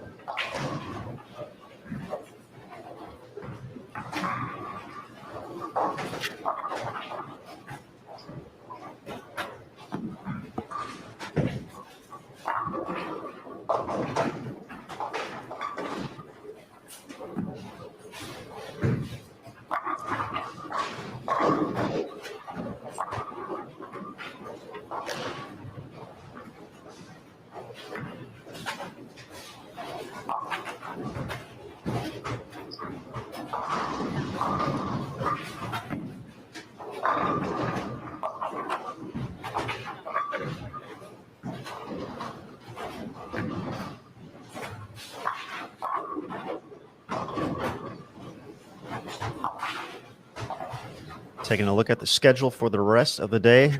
As we mentioned, after this block will be down to the top 12. They will return to Sun Valley Lanes at 3:30 p.m. Eastern for one more 6-game block. Then after the conclusion of round 4, qualifying totals for 24 games will determine our top 4 for the stepladder finals, taking place tonight, 7 p.m. Eastern, right here on bowltv.com. Be sure to tell your friends how you're spending your Saturday night and encourage them to join. A couple options still available. The event ticket for $8.95, the monthly recurring subscription $9.95, just $1 more, or the annual subscription $79.95 to support the PWBA Tour all season long. We still got 15 events to go after this for the 2021 season.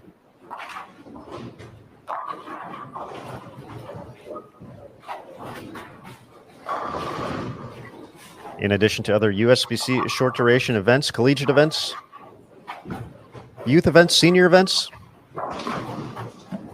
and much more. JT and I, heck, we're going to be in Grand Rapids tomorrow.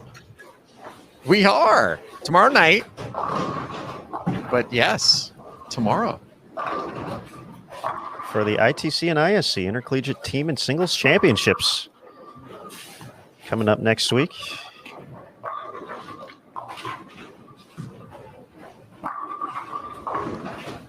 And we announced it. Yesterday. But with that, JT and I on the road in Michigan. Mike's going to be joining us once again on Bowl TV, but going to have an appearance from Emil Williams Jr. from the Greater Cleveland Open. We saw the excitement yesterday in the chat, and so for anyone who has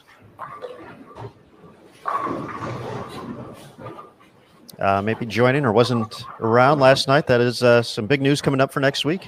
EWJ joining the Bowl TV show for the PWBA.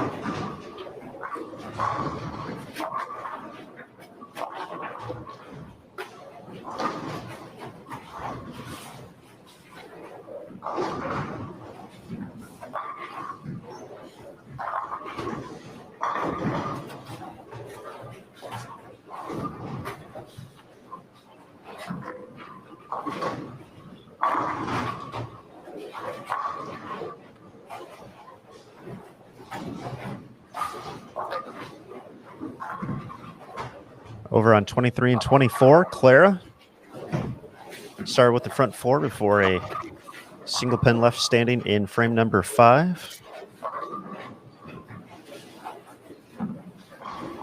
Yep, she left a pretty nasty ring in 10, but she's got it all working right now. Every shot dead flush so far this game. Early doubles to start off for Maria Jose Rodriguez and Dasha Kovalova. Happy Ragsdale spare 3-bagger.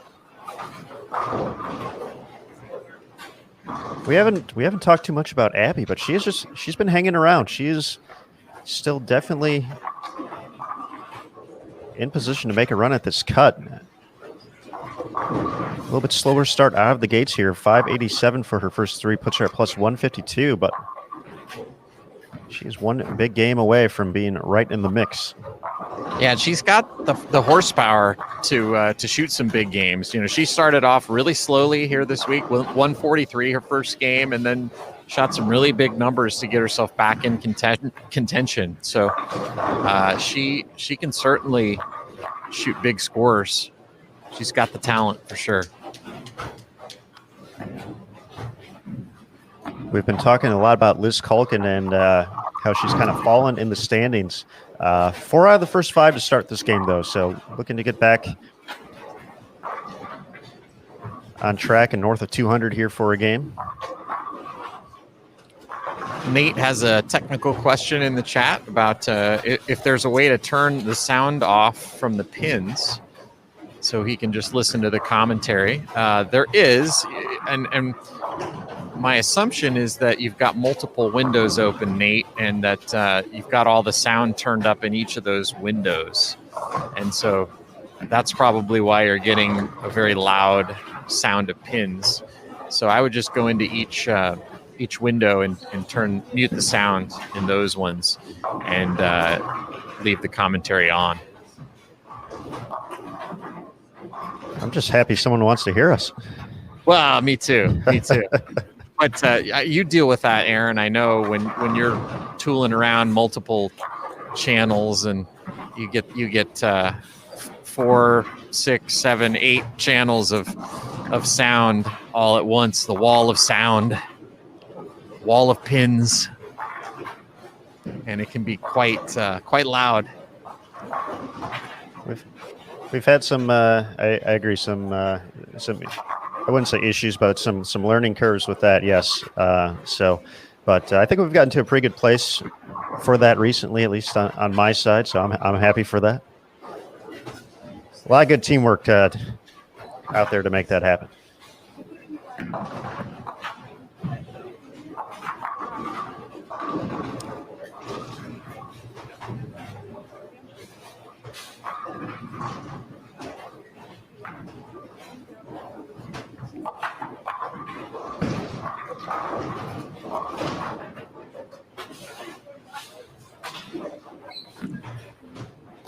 Watching Diana Z, and yeah, I think we talked a little bit about her yesterday, and she had kind of an off year for her in 2019.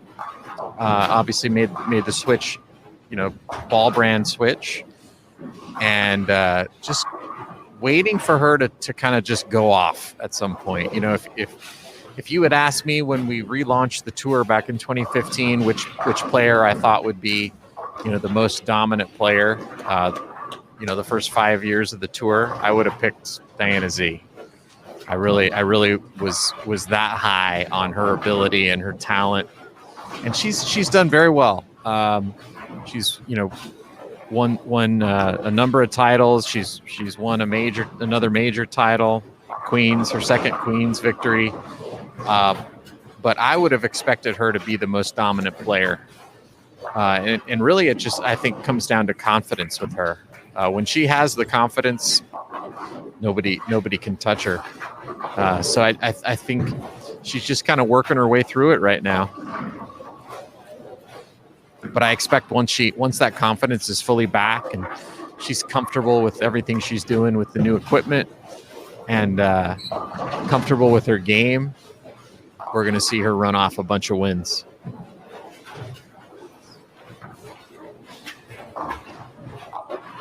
Nice cover there by Shannon to stay clean. And JT, I agree fully with your assessment. The talent has never been the question with DZ. And now living here in the greater Dallas-Fort Worth area, we know how much time she's been putting on the lanes. And I'm curious how much of it is the pressure she puts on herself as well. I know she was very disappointed to lose the 2020 season, wanting to get back out there to redeem from a subpar 2019. She didn't get to the winner's circle, missed out on the Tour Championship, and hey, there we go. Everybody's making splits now.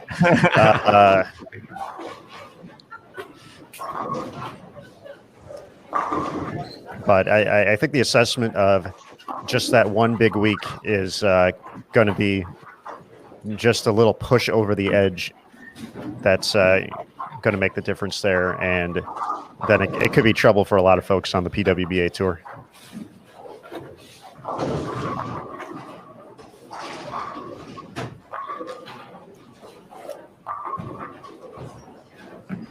And I do feel that so much of a player's success out on the PWBA Tour is confidence. It's something that we don't think about all that often, but it's something you have to manage. You have to manage, how good do you feel about your chances of winning on a weekly basis? Because if there's any doubt in your mind on a given week that you can't win, you're not going to win. There are too many great players out here, and there are too many confident players out here for you to come in not feeling your best and have a chance to win, no matter how talented you are.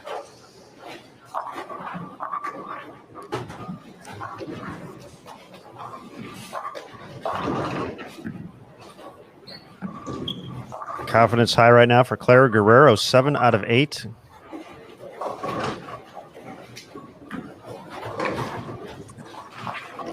Yeah, she's the one I'm watching, guys. I mean, 230, 236, her last 2 games. Bowling a big one here. Super impressed. All 4 of the ladies in the top 4 right now. I just don't see them wavering at all. Kelly Kulik, bowled 216, 225, 226 to start today. Gigi, 236, 210, 249. Clara, 209, 230, 236. Shannon Plahowski, 193, 201, but then switched to urethane, 266, bowling a good game here. I know she left at 710. I just think they all got great looks. It's going to be hard to catch those 4 right now. A lot of bowling left, but they are bowling well.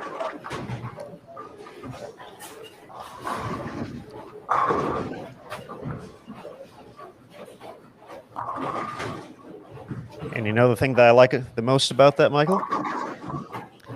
4 different styles.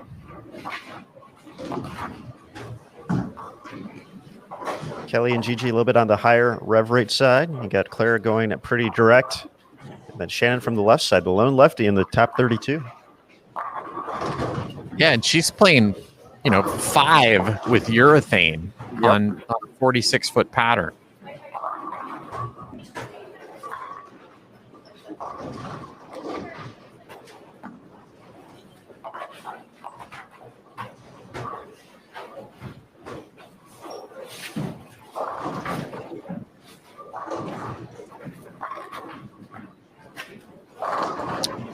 Good question in the chat about how does confidence or lack thereof manifest in performance? And that's a great question, and I think the best way to describe it is aggressiveness. Kelly Kulik described it in her interview yesterday. She said, I like to be more aggressive at the early part of the block, and she was starting off blocks slowly because she felt like there was a gap in her arsenal that didn't allow her to be aggressive, and by that, there's a level of commitment that you make, and when players are out here and they feel like they can be aggressive, everything loosens up, and that's when you start to see the big scores. When they can play their A game and get through it, 100% every shot. That's when they shoot their big scores. Then, but you're never going to have a tournament where you can do that from start to finish. There's always transition, and there's always points of the tournament where you're going to have to make adjustments and try to get through, that segment of the event. So your confidence fluctuates. And, if you get into a situation where, you're constantly fighting and playing defense, you're not going to win. So that's the best way I would describe it as to how, confidence manifests in the physical game.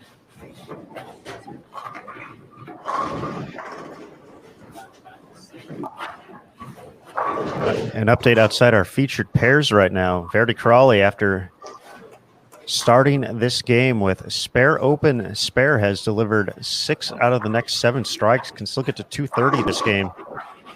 Or 236 her max score. She just got the second one in the 10th over on 11 and 12. She was at plus 161, so she's going to be hovering right around that plus 200 mark. Yeah, 45 out. In 12th right now is Brianna Klimmer at plus 206, Aaron.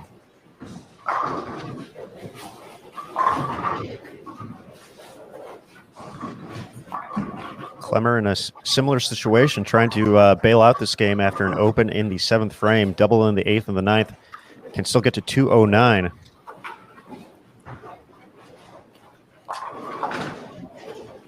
Max for Kelly Kulik this game, our tournament leader, 193. Jasmine Mason's into the 230s, can get to 237. She will be your new tournament leader then? I would agree. Gigi getting to the top of the leaderboard.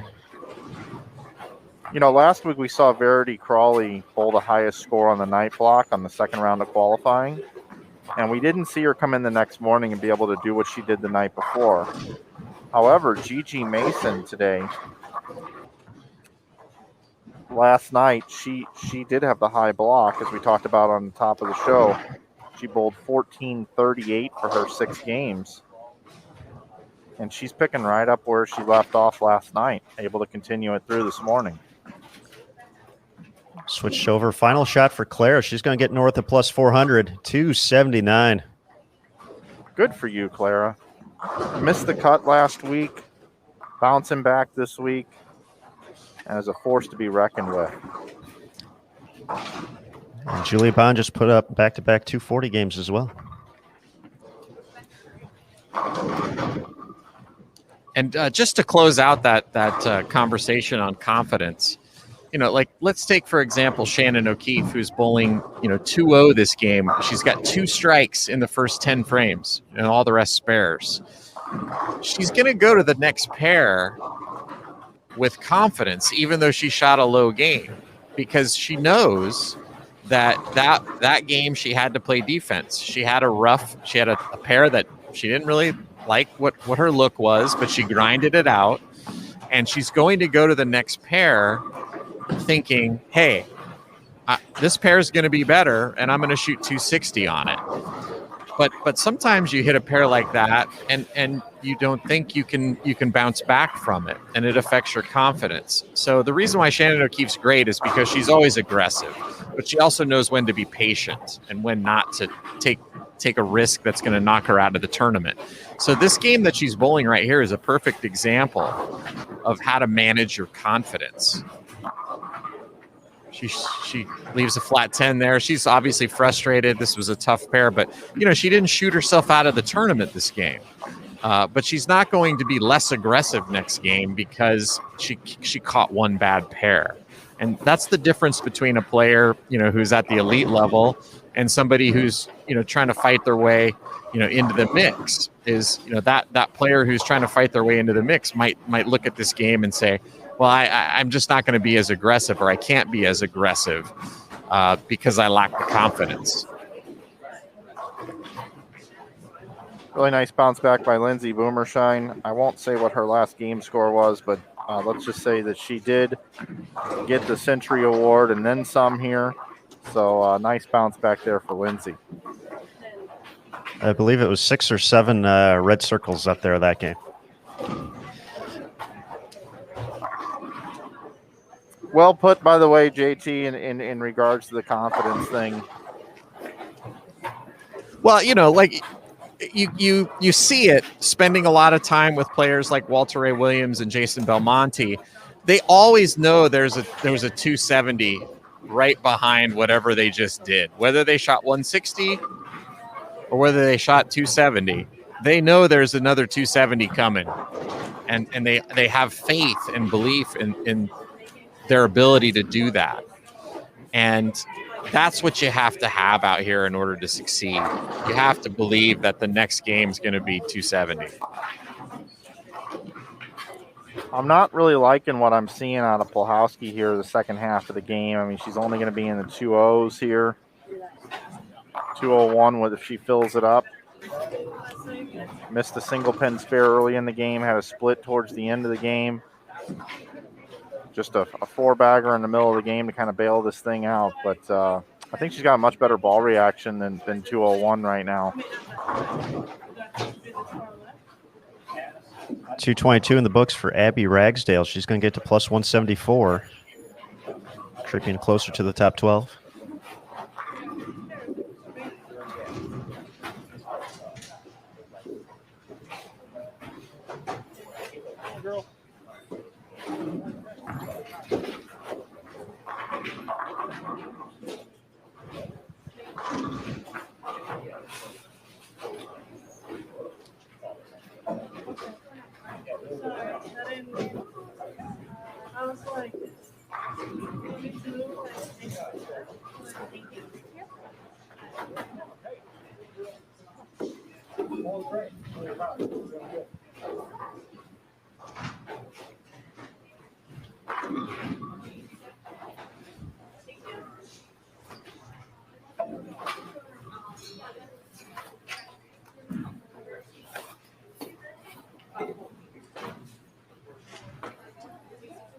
So we get ready for game 5.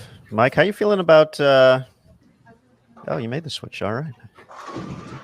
I like it. It's bold, confident. What were you going to say there, Aaron? Oh, I was going to suggest a pair. You just did the thing. And as I said, it was bold and confident. I like it. Yeah, I just moved over here. I really don't know who's coming on to this pair. I just decided to switch it up, see if there's anything else going on. We got a few cameras we can switch around here. We got Klemmer at plus 215. We got Maria Balanova plus 152. Everybody else a little bit farther back in the plus minus. Over on 17 and 18, Verity Crawley at plus 197. Aaron McCarthy plus 163. Taylor Bailey plus 170.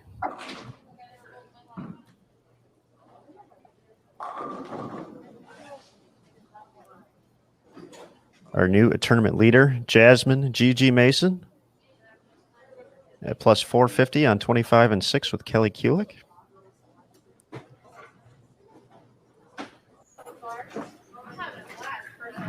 Julia Bond up to 349 over on 27 and 28.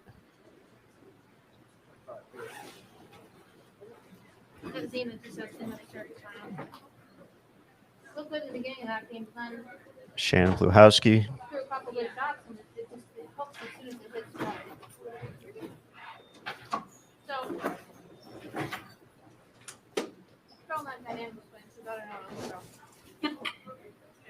Plus 306.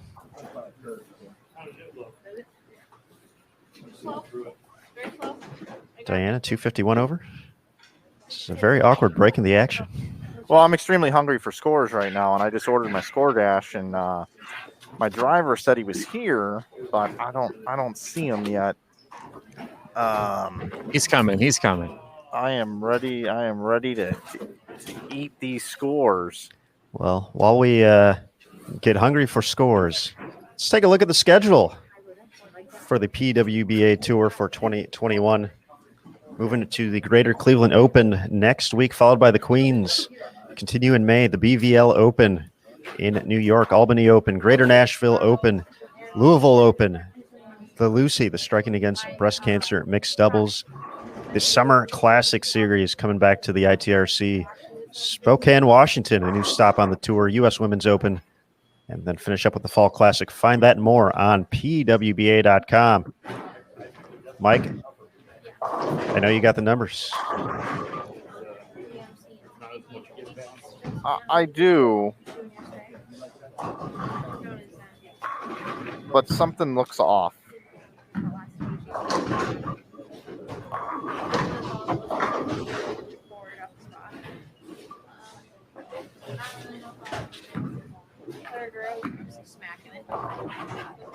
Yeah, something's off with these numbers that I have. So I'm going to go check on that.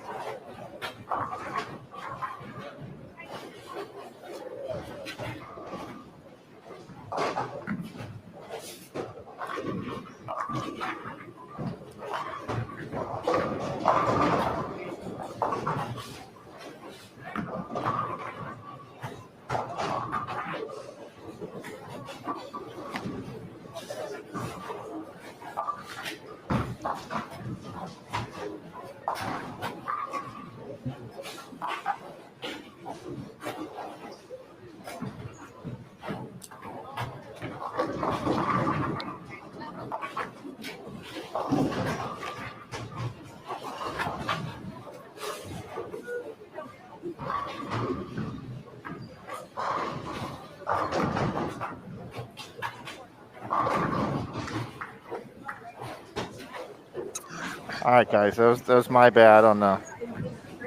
Everything's fine.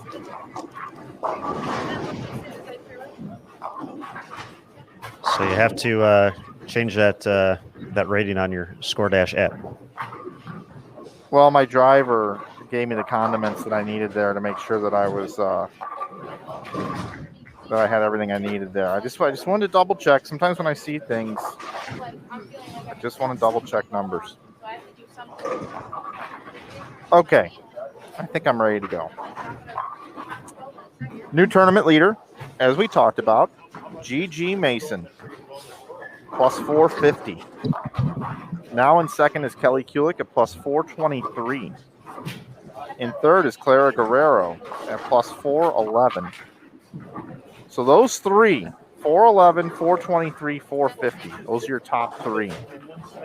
In fourth now at 349 over. So quite a gap there with Clara Bowl and 279. At plus 349 in fourth is now Julia Bond. 38 pins back of Julia is Stephanie Johnson at plus 311. Shannon Plahowski now sixth at plus 306. Now, Shannon Plahowski was in fourth going into that game, so she falls back 2 spots.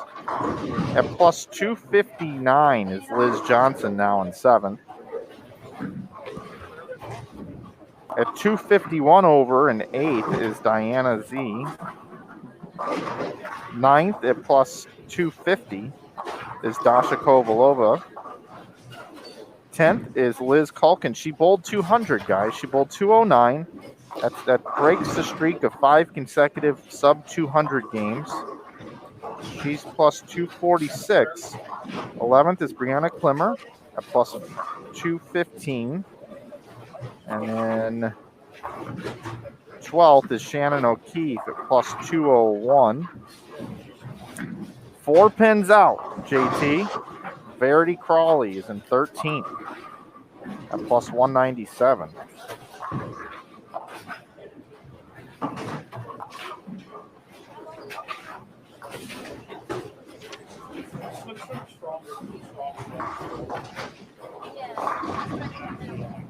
This pair looking like it's hooking a little bit from the last pair Gigi bowled on, but looks like she made the adjustment there. Nice strike there in the third. Kelly was playing a little bit deeper, so it looks like this pair, the extra friction is actually helping her. She's off to a quick start with a double.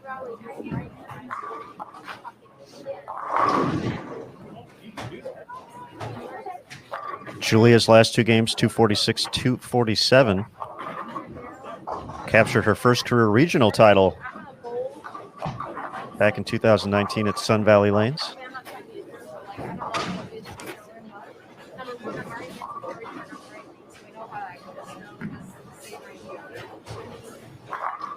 fun Julia Bond note between PWBA regional and national tour competition. She is 11-0 in stepladder final matches. Wow. That's pretty cool.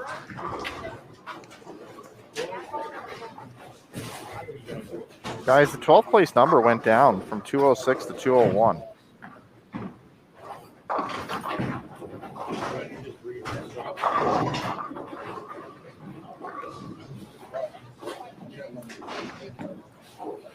A very patient block so far from Shannon O'Keefe. Fill in a lot of frames, still not really, hasn't been able to pop any big games yet. 222 the high score so far, 191 the low score. So she's been putting up she's filling frames, just having a hard time getting the strikes to add up. Nick Hoagland popping in the chat saying Danny Wiseman type TV stats. Yeah, Danny Wiseman had a nice TV record, especially at the beginning.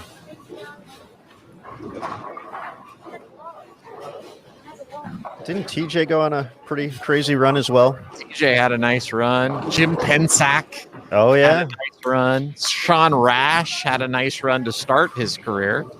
I believe won his first 7 matches. Do you know who the first player to beat Sean Rash on television was? It's kind of a trick question. I actually think I do. Mike, do you know the answer to that one? I don't.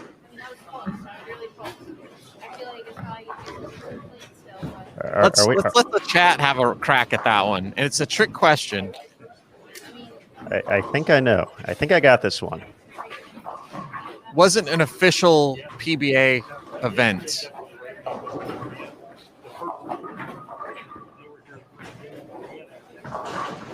While we're letting them do that, I do want to report here. 12th position is plus 201 to Shannon O'Keefe. We go all the way back to 20th, and Taylor Boltice is 53 outside of the top 12, which is our cut that we're going to go down to. 21st is Elise Bolton at minus 108. So quite a difference between 20th and 21st. So you've really got 8 players outside the number that could get into the number. Taylor Boltice being the furthest out at minus 53 at this point. We have a couple of those players over on 17 through 20. Head over there after Liz's shot. I'll tell you, I don't understand what Culkin's doing. I mean, she's got Kelly and Jasmine, Gigi bowling right next to her, bombing them from, between 4th and 5th arrow, and she's out trying to play second arrow. I don't get it.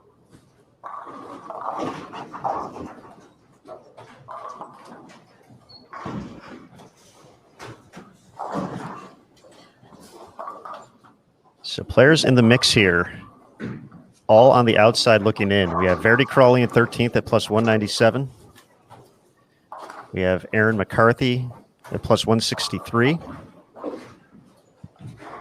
Taylor Boltice plus 148.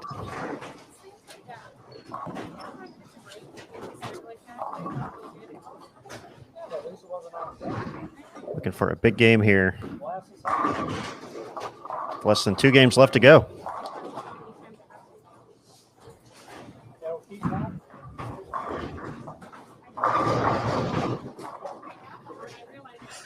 Steve wins for the best answer.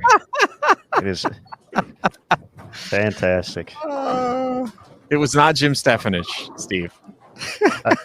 Hi, Coach Steve. That's fantastic. That's so good. We just peaked. Show peaked right there. I am seeing, I believe, a correct answer. Yes, me too. That was going to be my guess, actually. Jim Stefanich? No, the correct answer. Oh. Yeah. Yeah, a couple of folks have it now. Although no one spelled the name correctly yet, but it is Linda Barnes. She took Rash down on the Clash of Champions show. And then after that, he lost his first match on television, which was that infamous PBA World Championship match where he got fined a bunch of times for balking, and then had a little bit of a rough go on TV for a while.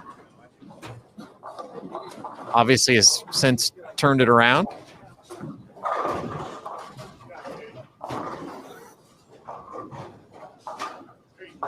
It's actually kind of funny. I was at the airport coming here in Salt Lake City, and I'm TSA pre-check, and I was getting, you got to lower your mask to show your ID and whatnot, and all of a sudden I hear, "What are you doing here?"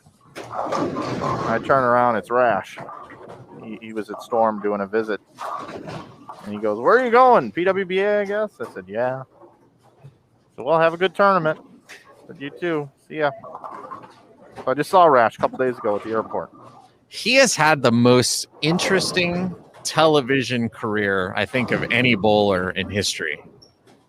I mean, he came out, looked absolutely invincible, then looked mentally fragile for a few years. He's had a couple of 300 games, had the big whiffed spare miss and Dick Allen through the rolled the 2-pin situation, which, I think could basically end anybody's career if you had to go through that on TV, and then came back and won a couple more titles after that. So, I mean, it's just had such an up and down career when it comes to TV. It's been really interesting. Mike, would that be the most famous person you've seen in an airport? Oh, without a doubt. Without a doubt. I will tell you this. I saw Ozzie Smith at the airport a couple of years ago. It was probably the best exchange I've ever had with someone famous. He was just kind of hanging out. Did he do a backflip? No, he didn't. No, okay. No, he was just hanging out, and he was standing there, and I'm like, you know what? I don't normally do this, but I'm just going to walk up. And I said, "Mr. Smith, thank you for everything you've done for this city over the years, not only playing baseball, but being a great ambassador." He's also someone that's championed getting the PGA Tour to come to St. Louis, and he's just involved in just about everything. And he said, "Young man, thank you very much." And he said, "How old are you?" And I told him, and he goes, "So let me guess, your father and you probably spent time watching me play ball, didn't you?" I'm like, "Yep, that's right." He's like, "That's one of the greatest joys of playing the game, is being able to bring a father and a son together." I said, "Well, thanks for all you've done." I said, "Where are you headed?" He said, "I'm going to give a motivational speech in Cincinnati." And I said, "Well, I hope your speech goes well." And he said, "Yep, I'm prepared. I'm ready to go, so everything should go well." I said, "Where are you headed to today?" And I told him whatever bowling tournament I was going to. And he goes, "Bowling, huh?" He goes, "We used to have a league in St. Louis that some of us would bowl, the Media League. I would go up and bowl with Jay Randolph, and Jack Buck bowled in the league." And he's like, "Bowling's a great sport." So, well, thanks. And we had a couple more words. I didn't want to take up more of his time, but he was an absolute professional and just a down-to-earth great guy. He took the time to talk to me at the airport. But yes, Sean Rash is the most famous person I've ever encountered at an airport.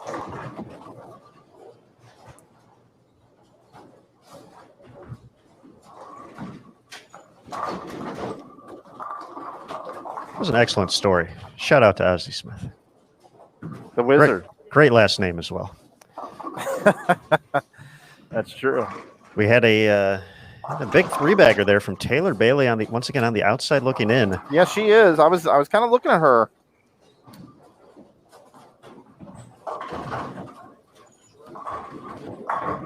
$31 back. We mentioned a few other players kind of in the mix here. Aaron McCarthy looking to stay clean. Verity Crawley had the Open, still looking to get going this game. Shannon O'Keefe, the number now. And I'm sure some folks are watching Kelly. I was actually getting ready to switch over there. She got the strike in the 7th. She had the front 6. I believe she just left an absolute stone cold 8-pin to end that streak of strikes. Liz Johnson putting together some numbers on the low end of the house. Can shoot 280 this game. That's tasty. Pluhowski front 6. O'Keefe, after an open in the 5th frame, she had 88 in the 5th. She delivered a double.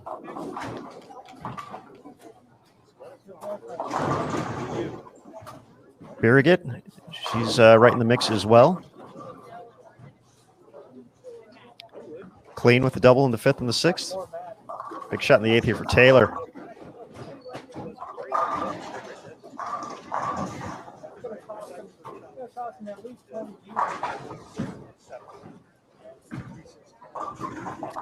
Another player just ahead of the cut number, Brianna Klemmer, 106 through 7. So still a chance to save this game to get to 196. She's at plus 215, though. So we got a few players who can make a run here. A little bit of separation between 10th and 11th. Chuck was just having a big pep talk with Brianna right here. And she came out of the huddle, so to speak, and said, okay, here we go. So, you know, it's amazing, you know, when a player gets down, how these ball reps are right on them, you know, right away, talking to them. What do we need to do here? What's going on? And then now Chuck is here watching her every move and every shot, and will be here probably till the end of the game.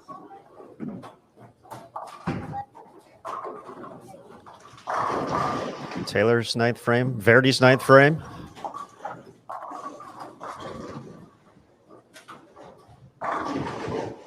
Excellent stuff right there. Guys, I'm not going to mention what I was talking about last night. And because I'm not going to mention it, it could happen. This is these scores, the way they're going, is really tightening things up here. I just got to say. The Stefanich word? Yep.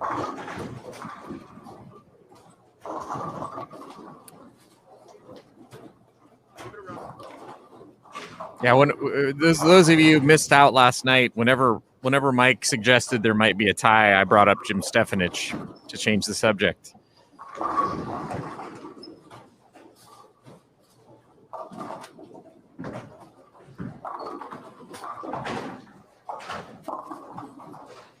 Shannon Pulaski, front 8, by the way.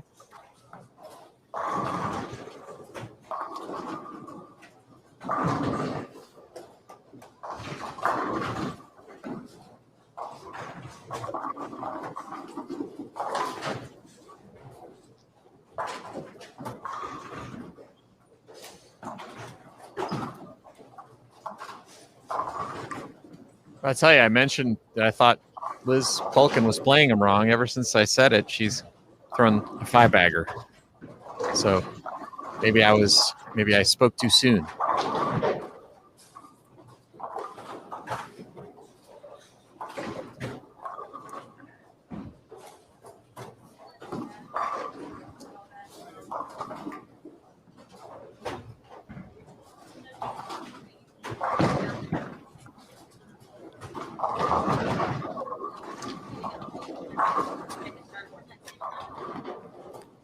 I don't know how it's happened, but it feels like we've had these two really great calm before the storm final games. Just kind of brew from last night, now tonight. It's 12:10 here.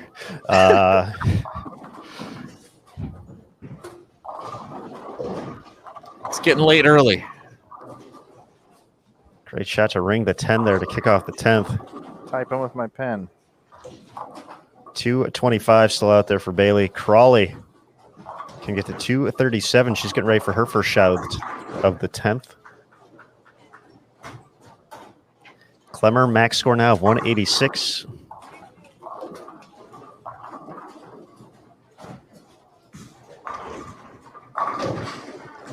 GG 165. So Kelly Kulik is going to jump back into the lead. Yeah, by a lot, too, because Kelly can still shoot 254. Liz Johnson still a chance at 280 this game. Claire's going to be in the 220s. Pluhowski did not strike in the 9th frame. Still shoot 279. Shannon O'Keefe currently the number. 1 open, 1 3-bagger. Chance to shoot 217 if she can strike out in the 10th.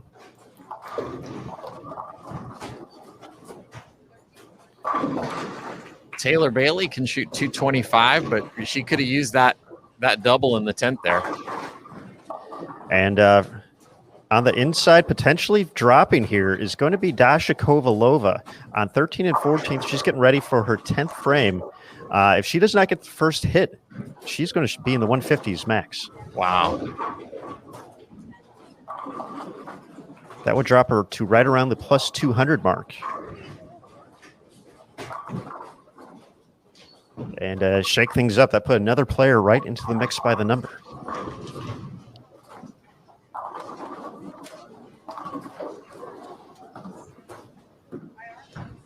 $225. Kulik finished with 252. So now Taylor's at plus 195. Clemmer just threw a huge messenger to throw a 3-bagger to put her in the 180s. So a nice bailout for her. She'll still have a nice chance. Verity almost sparing the big 4. But Clemmer will still have a chance with 1 to go. Verity Crawley is going to get to plus 219 after that. So presumably she is going to jump Clemmer and O'Keefe this game. Let's see who else we got. Liz Johnson opened the 10th, 244.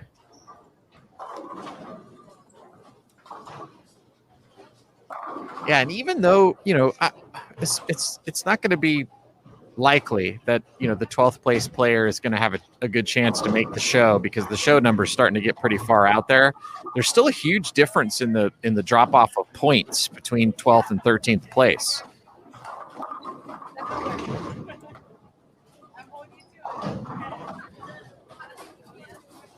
Dasha did not get that strike in the 10th, so her max now 156. So she's going to drop into the plus 2-0 range, so Verity surpassed her as well.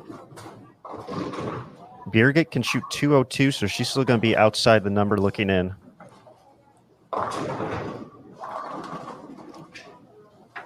Clemmer finished with 184. Big save, big save. So she's going to be at plus 201. Yeah, certainly that could have been a lot worse. It could have been 140 or 150 with 2 frames left to go. O'Keefe's going to be in the 2-0s. This is getting spicy, folks. 1 to go for the top 12. 156, the official tally for Kovalova. Shows she drops to plus 206.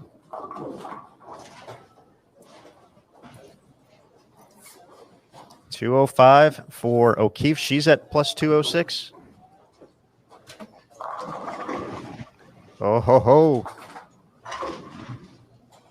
This should be some good stuff coming up here, folks, on BullTV.com, and we appreciate everybody joining us throughout the course of competition this week, and hopefully we'll see you throughout the rest of the day on our way to the stepladder finals tonight, 7 p.m. Eastern. But since we got 1 game left to go, and y'all have been so kind, let's get prepared for this final or this giveaway. That's right. We haven't really talked about it, but we got a giveaway. We've been showing off some program books. We're going to continue that one more time here. So while we have the break in the action preparing for Game 6,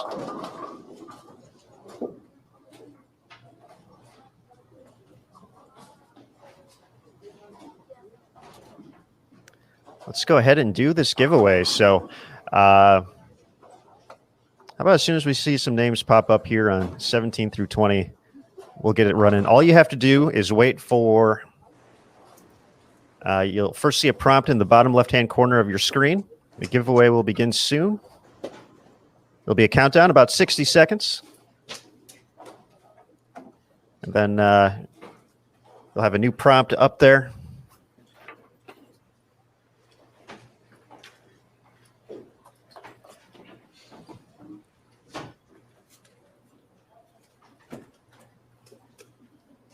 Let's say the giveaway has begun, 45 seconds. All you have to do is click Submit Entry for a chance to win a 2021 PWBA program book signed by the round 3 leader. So the leader after 3.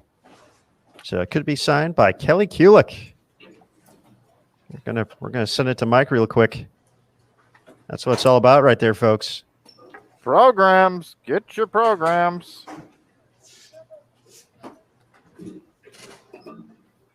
So it looks like it's time. So let's get it, folks. Good luck, everybody. Once again, look for that submit entry button. If you're in full screen mode, you may want to take it out of that to make sure you can see the chat and all the good stuff. We do recommend that, but good luck, everybody. We're ready for this.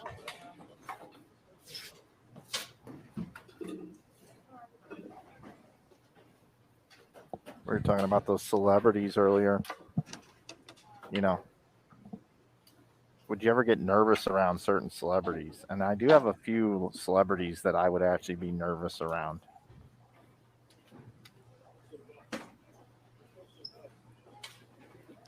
Well, who is that, Michael? Tom Cruise is one.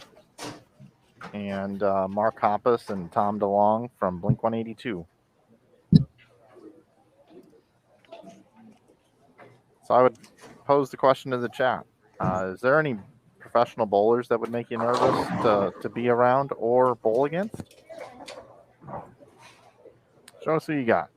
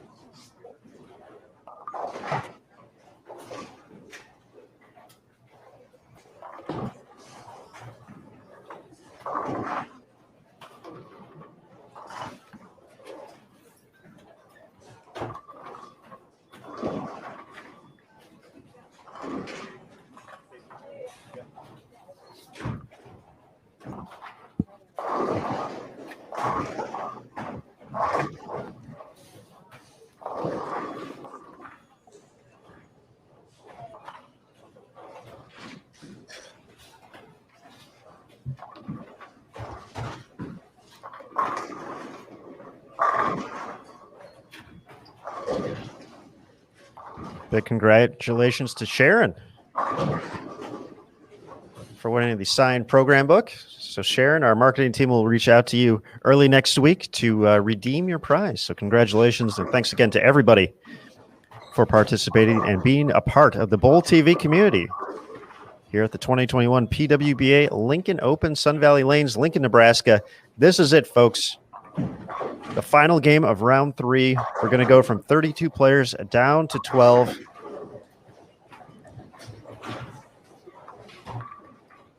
I do have a standings update here. I'll go over it quickly. Kelly Kulik now back into the lead. She bowled 252. She's plus 475. We have a new person that has gone into second position now, Clara Guerrero at plus 433. She bowled 222 last game. Gigi Mason with 165 last game goes from first to third. She's plus 415. So again, Kulik 475, Guerrero 433, Gigi 415. 30 pins back at Gigi now is Shannon Plahowski at plus 385 after bowling 279. 55 pins now back outside of the top 4 is Julia Bond at plus 330. In 6th is Stephanie Johnson at plus 314. 7th, Liz Johnson at plus 303. Got a gap again, down at plus 266, Liz Culkin in 8th. Also at 266, Diana Z. Back at 219 now, Verity Crawley is now in 10th position after bowling games of 245, 230, 198, 236, and 222 this morning. Has made a big run inside the top 12. She's in 10th at plus 219. Dasha Kovalova, after bowling 156, still stays inside the top 12, but now only at 206, and there's a tie. Her and Shannon O'Keefe are the number right now at plus 206. 7 pins out, Brianna Klimmer. Taylor Bailey is 11 back. Burgett is 18 back. Erin McCarthy, 35 back. And I'll even go back as far as 17th position, Abby Ragsdale, 48 pins outside of the top 12. The number, again, is plus 206 going into this last game, game number 6 of our third round of qualifying.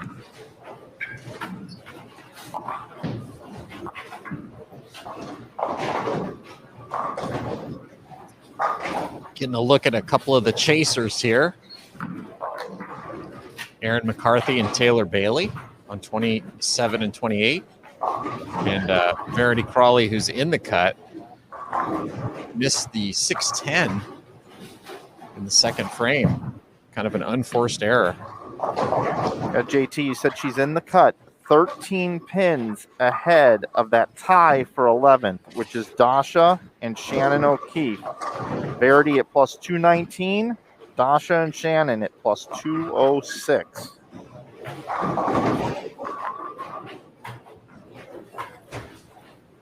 We have a tie in 8th again, just to recap. Liz Culkin and Diana Z are at plus 266.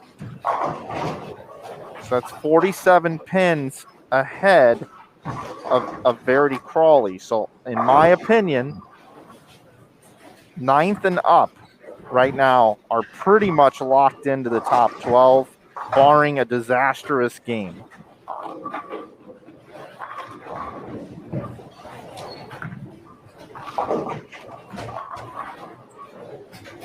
Verity, Dasha, and O'Keefe are the 3 players that are currently in, but are not locked in. Klimmer, Bailey, Burgett, McCarthy, and Ragsdale are the chasers.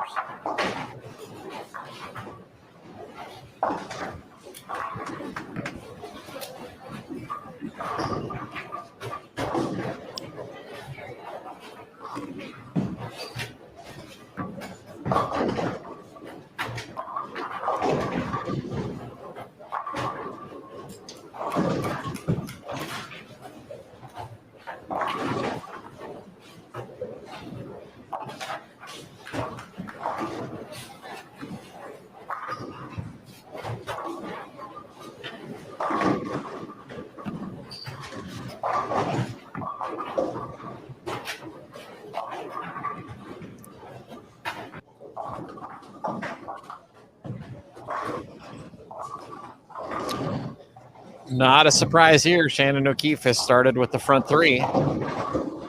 Always able. It seems like she's always able to produce a big game when she needs it.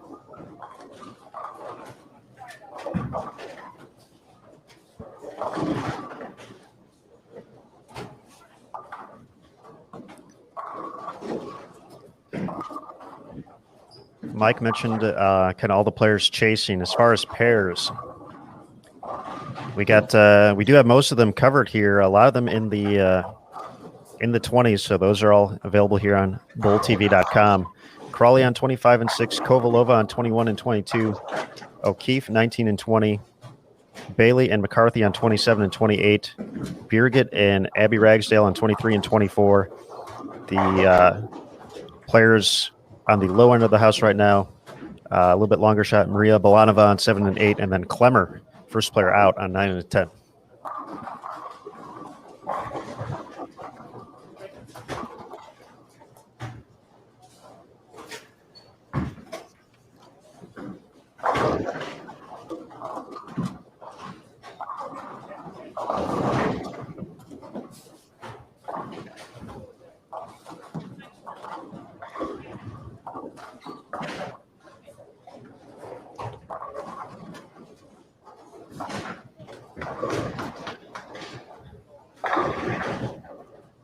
O'Keefe currently the only player through the first 4 events.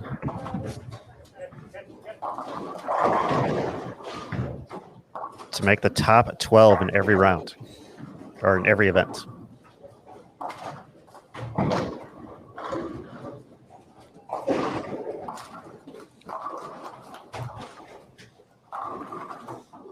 Nice break there, just leaving the 2-pin.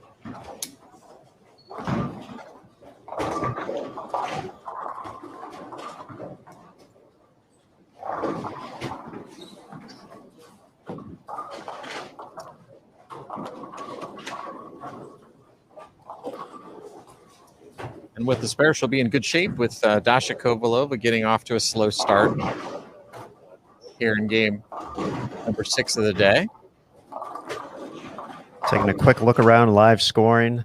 Balanova, not a quick start. Probably not going to be enough here. Klemmer, clean through 4. Strike, 9 spare strike. So max of 269 still available, but a long way to go to that.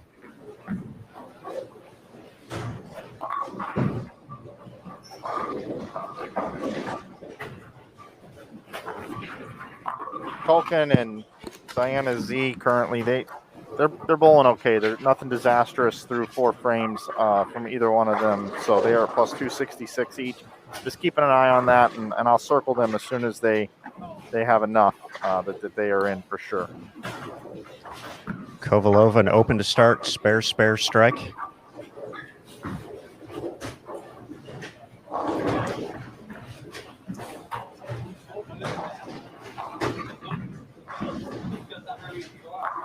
Abby Ragsdale, 3 out of the first 4.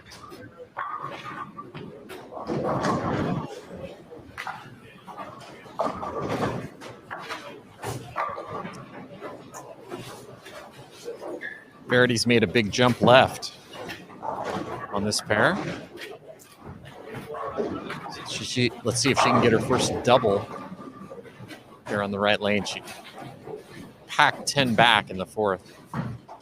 But look how far left she's laying the ball down.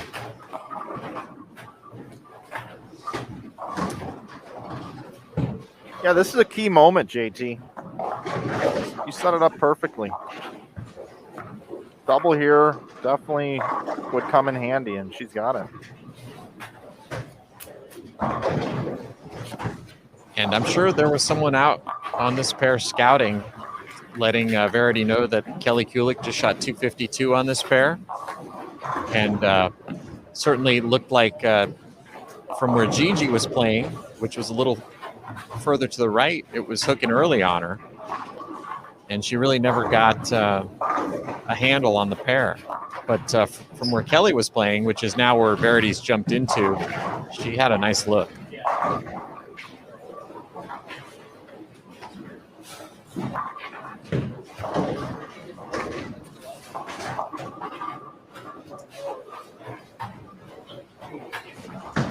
O'Keefe now with 4 out of the first 5. Kovalova delivers the double. Taylor Bailey's hit the pocket the last couple shots and left flat 10s. So just going to need to figure out a way to get that 10 pin out and maybe go off the sheet, give herself a chance. Ragsdale now with 4 out of 5. Birgit clean through 4 with a double.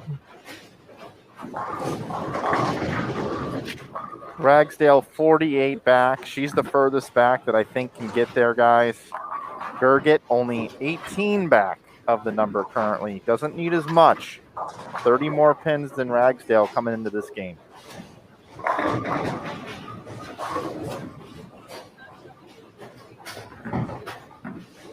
Just a good, crisp, aggressive shot there from Verity Crawley for a turkey. That's the kind of shot you need to throw when the cut is on the line. You've got to be aggressive.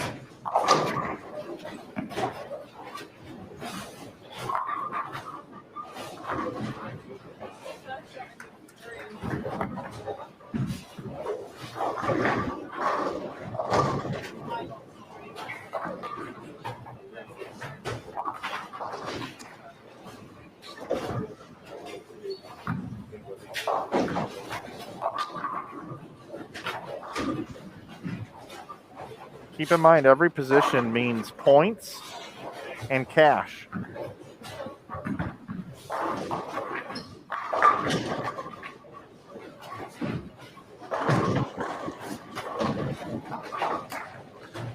All right, Taylor Bailey getting down to do or die time here. She still has room for 242. We saw her shoot 260 last night to make the cut into today. And my guess is 230 or 240 minimum is going to be what she needs to make the cut. Had an open in the 5th frame from Brianna Clemmer.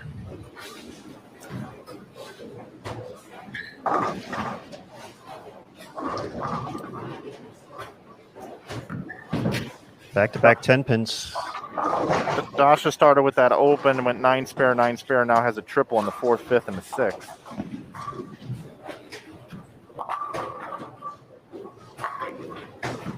O'Keefe, 5 out of 7, max score of 259. Dasha and O'Keefe are tied at the number. Actually in 11, so they're both in right now.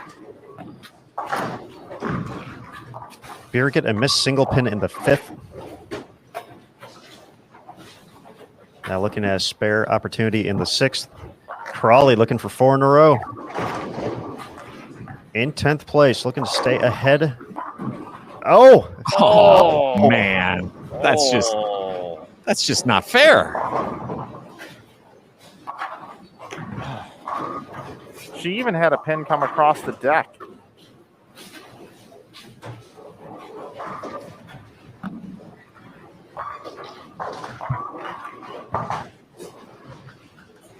We almost saw another one right there on 25.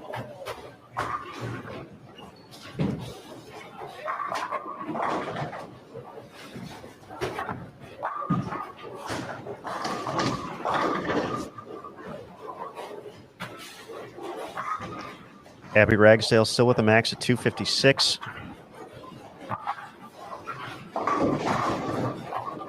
Birgit's max drops to 234.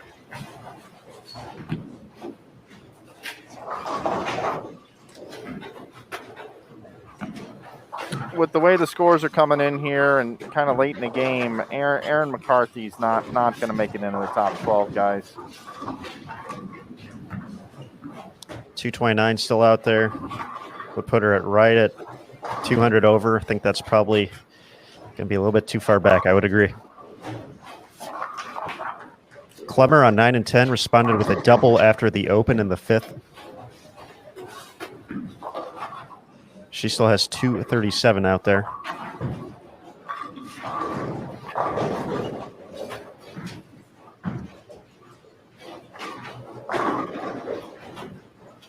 Culkin putting together her best game of the day. She's going to be safe. Diana clean through 6 with a double in there. O'Keefe still has 259 out there.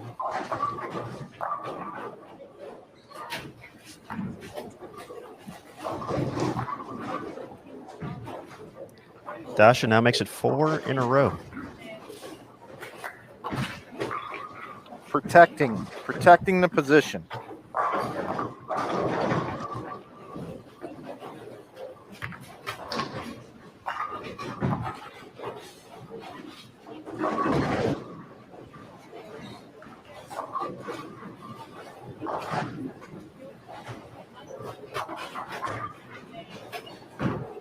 Taylor Bailey stays clean, but her max now at 222.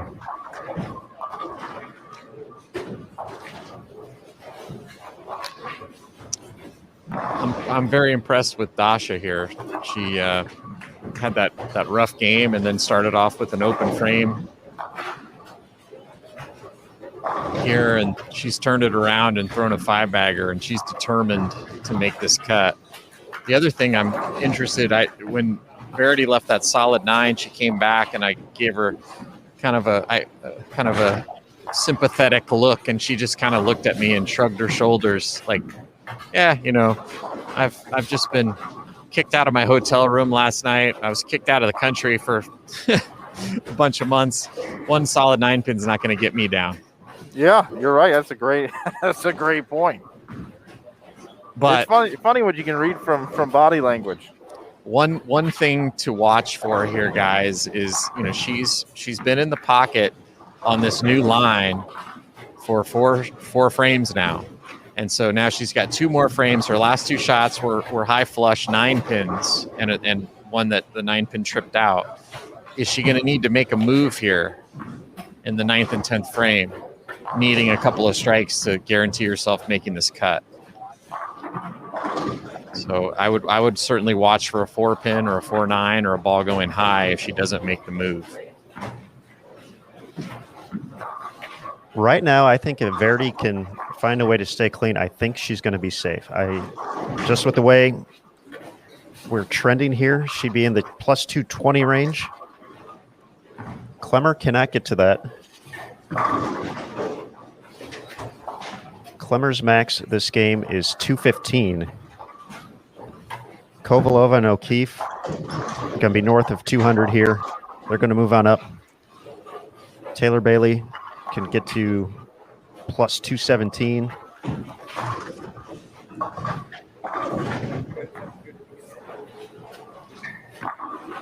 So that's better than staying clean. Big double. I think we're going to stand pat on this top 12.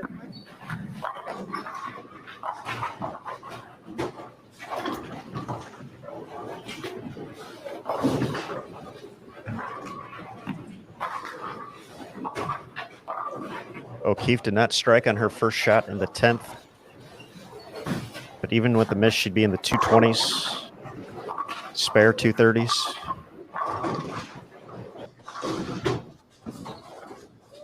Take you over there for a peek. Ragsdale's max score now down to 236, so she's not going to have enough. Birgit can get to 212. That won't be enough.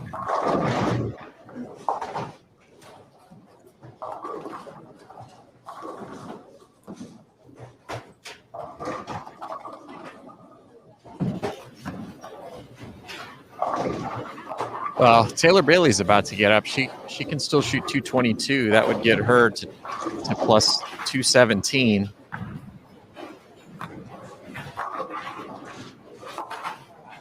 I don't think that's going to be enough here.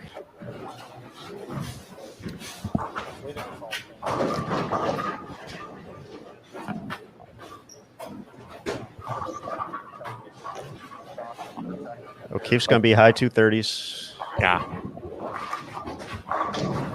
But if she wants any possible chance, has to strike on this shot right here.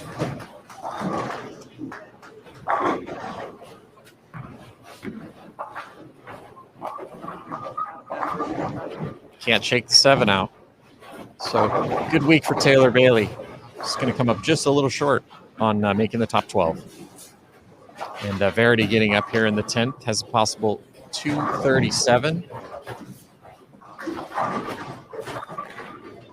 Feels like we've said that every game about Verity. Wow. Man, she threw that good.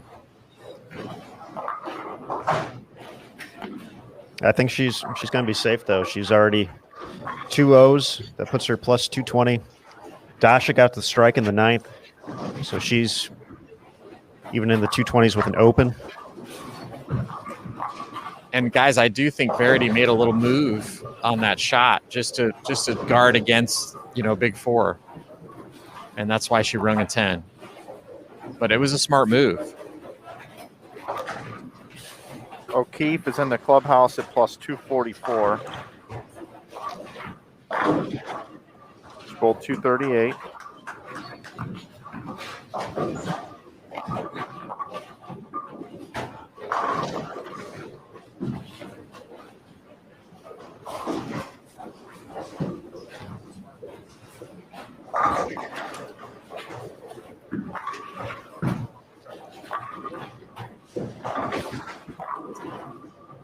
Looks like Dasha just got the first one in the 10th.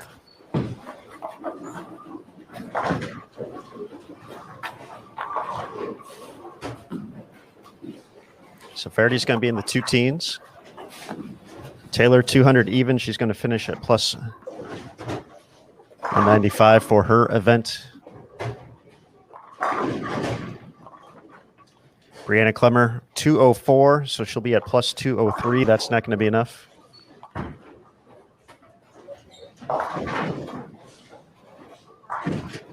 Looks like Kelly Kulik is going to hold on to the top spot. She can still get to 227.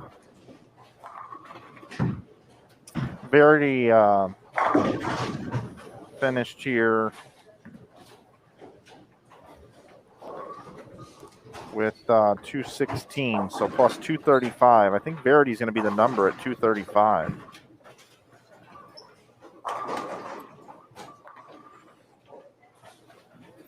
O'Keefe got to 244 and went around Verity.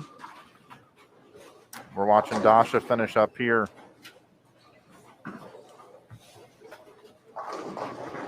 Looks like 256 for Dasha.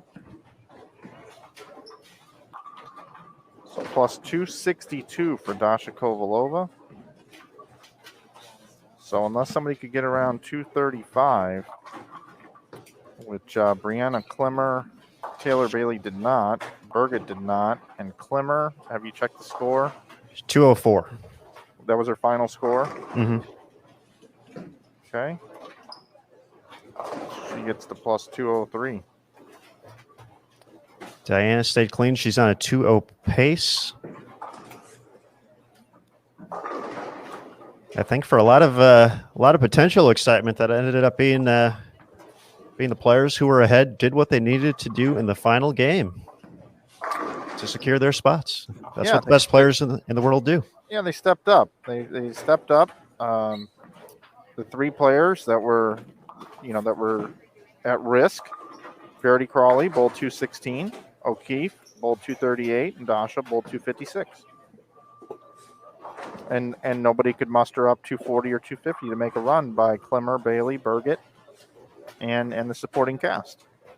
So, and looking ahead into this afternoon's next 6 games for the top 12, which is not round robin match play, it's just qualifying. These players that just made it in are going to have to make up about 150 pins to try to make the show. So I mean, they got their work cut out for them this afternoon. But Shannon O'Keefe bowling 238, Dasha bowling 256. That's a bonus. Those are big numbers going into this afternoon that bring them us a little bit closer to the 4th position.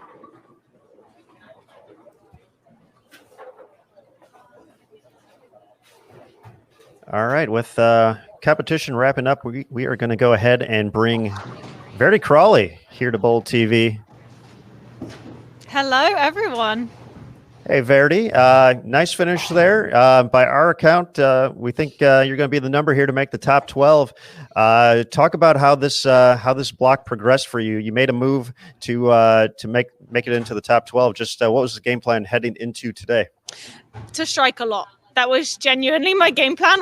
That's the only thing that I could do. Yesterday was an absolute grind, and I couldn't do the same thing. I needed to find some strikes from somewhere. So I set my expectations very high. I didn't quite meet the goal that I reached, but I'm really happy with how I bowled. Now, we were watching that last game, and Kelly had just come off that pair, shot a big game. We kind of talked about it. It looked like you made a pretty big move left. Just talk about kind of what you were seeing that final game. Yeah, so Sean Ryan, one of the Storm Ball reps, actually spoke to me before the game and said that Kelly had the left lane hooking a lot more. And obviously, I always take that with a pinch of salt, because you never know if it's going to play that way for me. So I made a small move. I moved 3 left and I went through the face. So the next shot, I moved another 5. And it just kind of went from there. I just really committed to staying aggressive. From watching everyone else bowl on that lane, it was pretty obvious to see that it hooked more. So that kind of also gave me that confidence. Okay, Verity, you just need to jump left, loft it a little bit, and just really stay aggressive. All right. Looking at the block, he came out strong, 240, 230, added another 230 in there. What's it going to take for you to make a run at this top 4? a lot more strikes. Genuinely, like that's the only option. I know that everyone at the top isn't going to slow down, so I just have to make the best shots possible. Try and eliminate one opener game. I still manage to split every single game for the most part. So if I can get rid of that, it changes those 230s into 250s, and I think that'll put me in a pretty good position. But I'm not really worried about the scores. I just want to focus on execution and really just bowl the best that I can bowl, so that way I can walk away being happy regardless of what the outcome is. All right. And I think, Mike, unless you have something, I got one more question for you.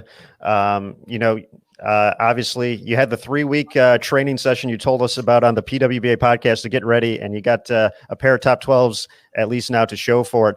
Just how are you feeling physically, mentally after 2 weeks here on the PWBA tour? Fantastic. I'm just so happy to be here. And I think that mindset definitely has helped, because I just feel grateful and so humble to be able to be on the lanes. Yeah, Verity, I got one thing for you. You know, we talk about bowling as a progression, right? And last week when you came in, you bowled really well that second squad, and it didn't bowl as well the next day. This week you came in, you've bowled pretty consistent and steady. You've done exactly what you need to do. You made up 82 pins this morning to go from 25th inside the top 12 to 10th. You end up being the number in 12th. And then last night you guys had a little bit of an issue with your hotel room, which was tough. Yeah, which was tough. But where are you at right now mentally going into this next set of games? It's a progression. You seem like you're in a really good spot. Yeah, I just feel like I learn something from every single block, and I'm really happy with how I've seen the lanes this week. Every block, I feel like I have a good idea and a good game plan going into the next block. So I'm just, I just want to bowl. I'm here to bowl, and that's kind of my mindset, is just do what I love.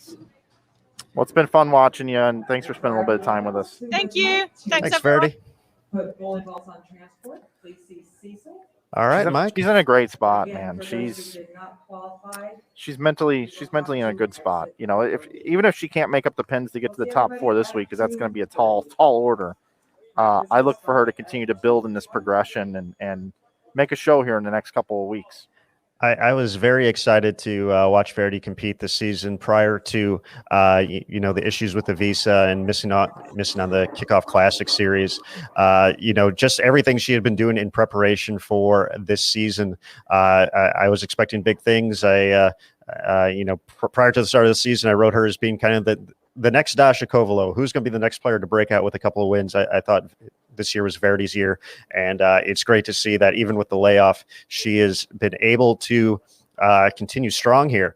But now we know our top 12. We heard them announced over the intercom while we were doing that. Do you have that officially in front of you, Mike? I don't. I do. It was dropped off. Okay. Was dropped off. So yeah, officially, Verity Crawley is the number.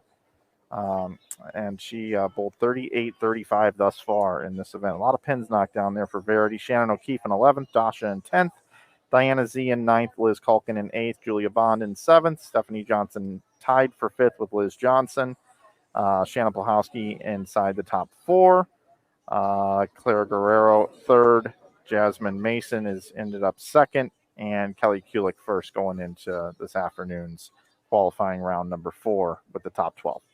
All right, folks, and that's coming up at 3:30 p.m. Eastern, 2:30 local time. So it looks about 90 minutes, give or take, before we're back here on Bowl TV for this next round. So we're going to take a quick break, get prepared for that excitement. Of course, the stepladder finals after that, 7 p.m. Eastern, right here on bowltv.com. So you're already at the right place to check out all this great excitement. Be sure to visit pwba.com and check out social media as well for more updates as the block goes on. But as we wrap up here, Mike, I know we got a few people to thank.